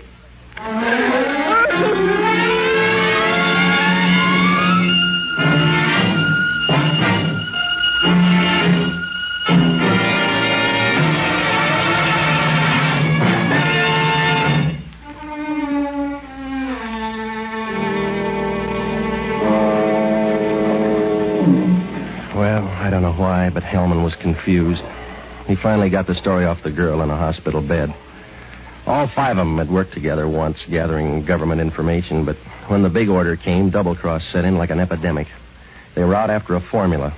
The dying girl had one half, and the other half was in that geranium plant.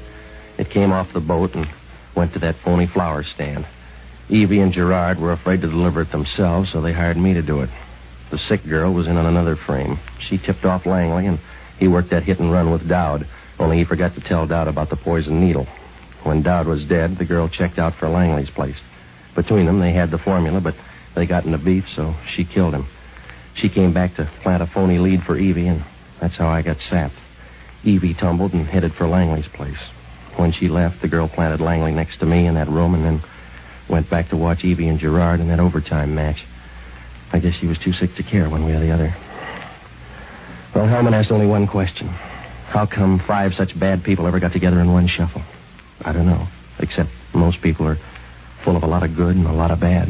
The day we met them, all the bad was showing.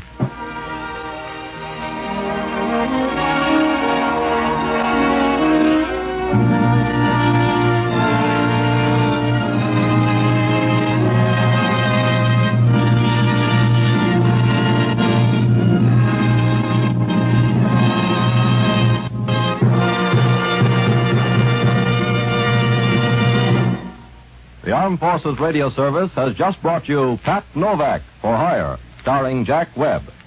Pat Novak is produced by William P. Russo. Jocko Madigan is played by Tudor Owen. Inspector Hellman is played by Raymond Burr. Music was composed and conducted by Basil Adlam. Be with us again next week when over most of these same stations we'll bring you Pat Novak for Hire. This is the United States Armed Forces Radio Service, the voice of information and education.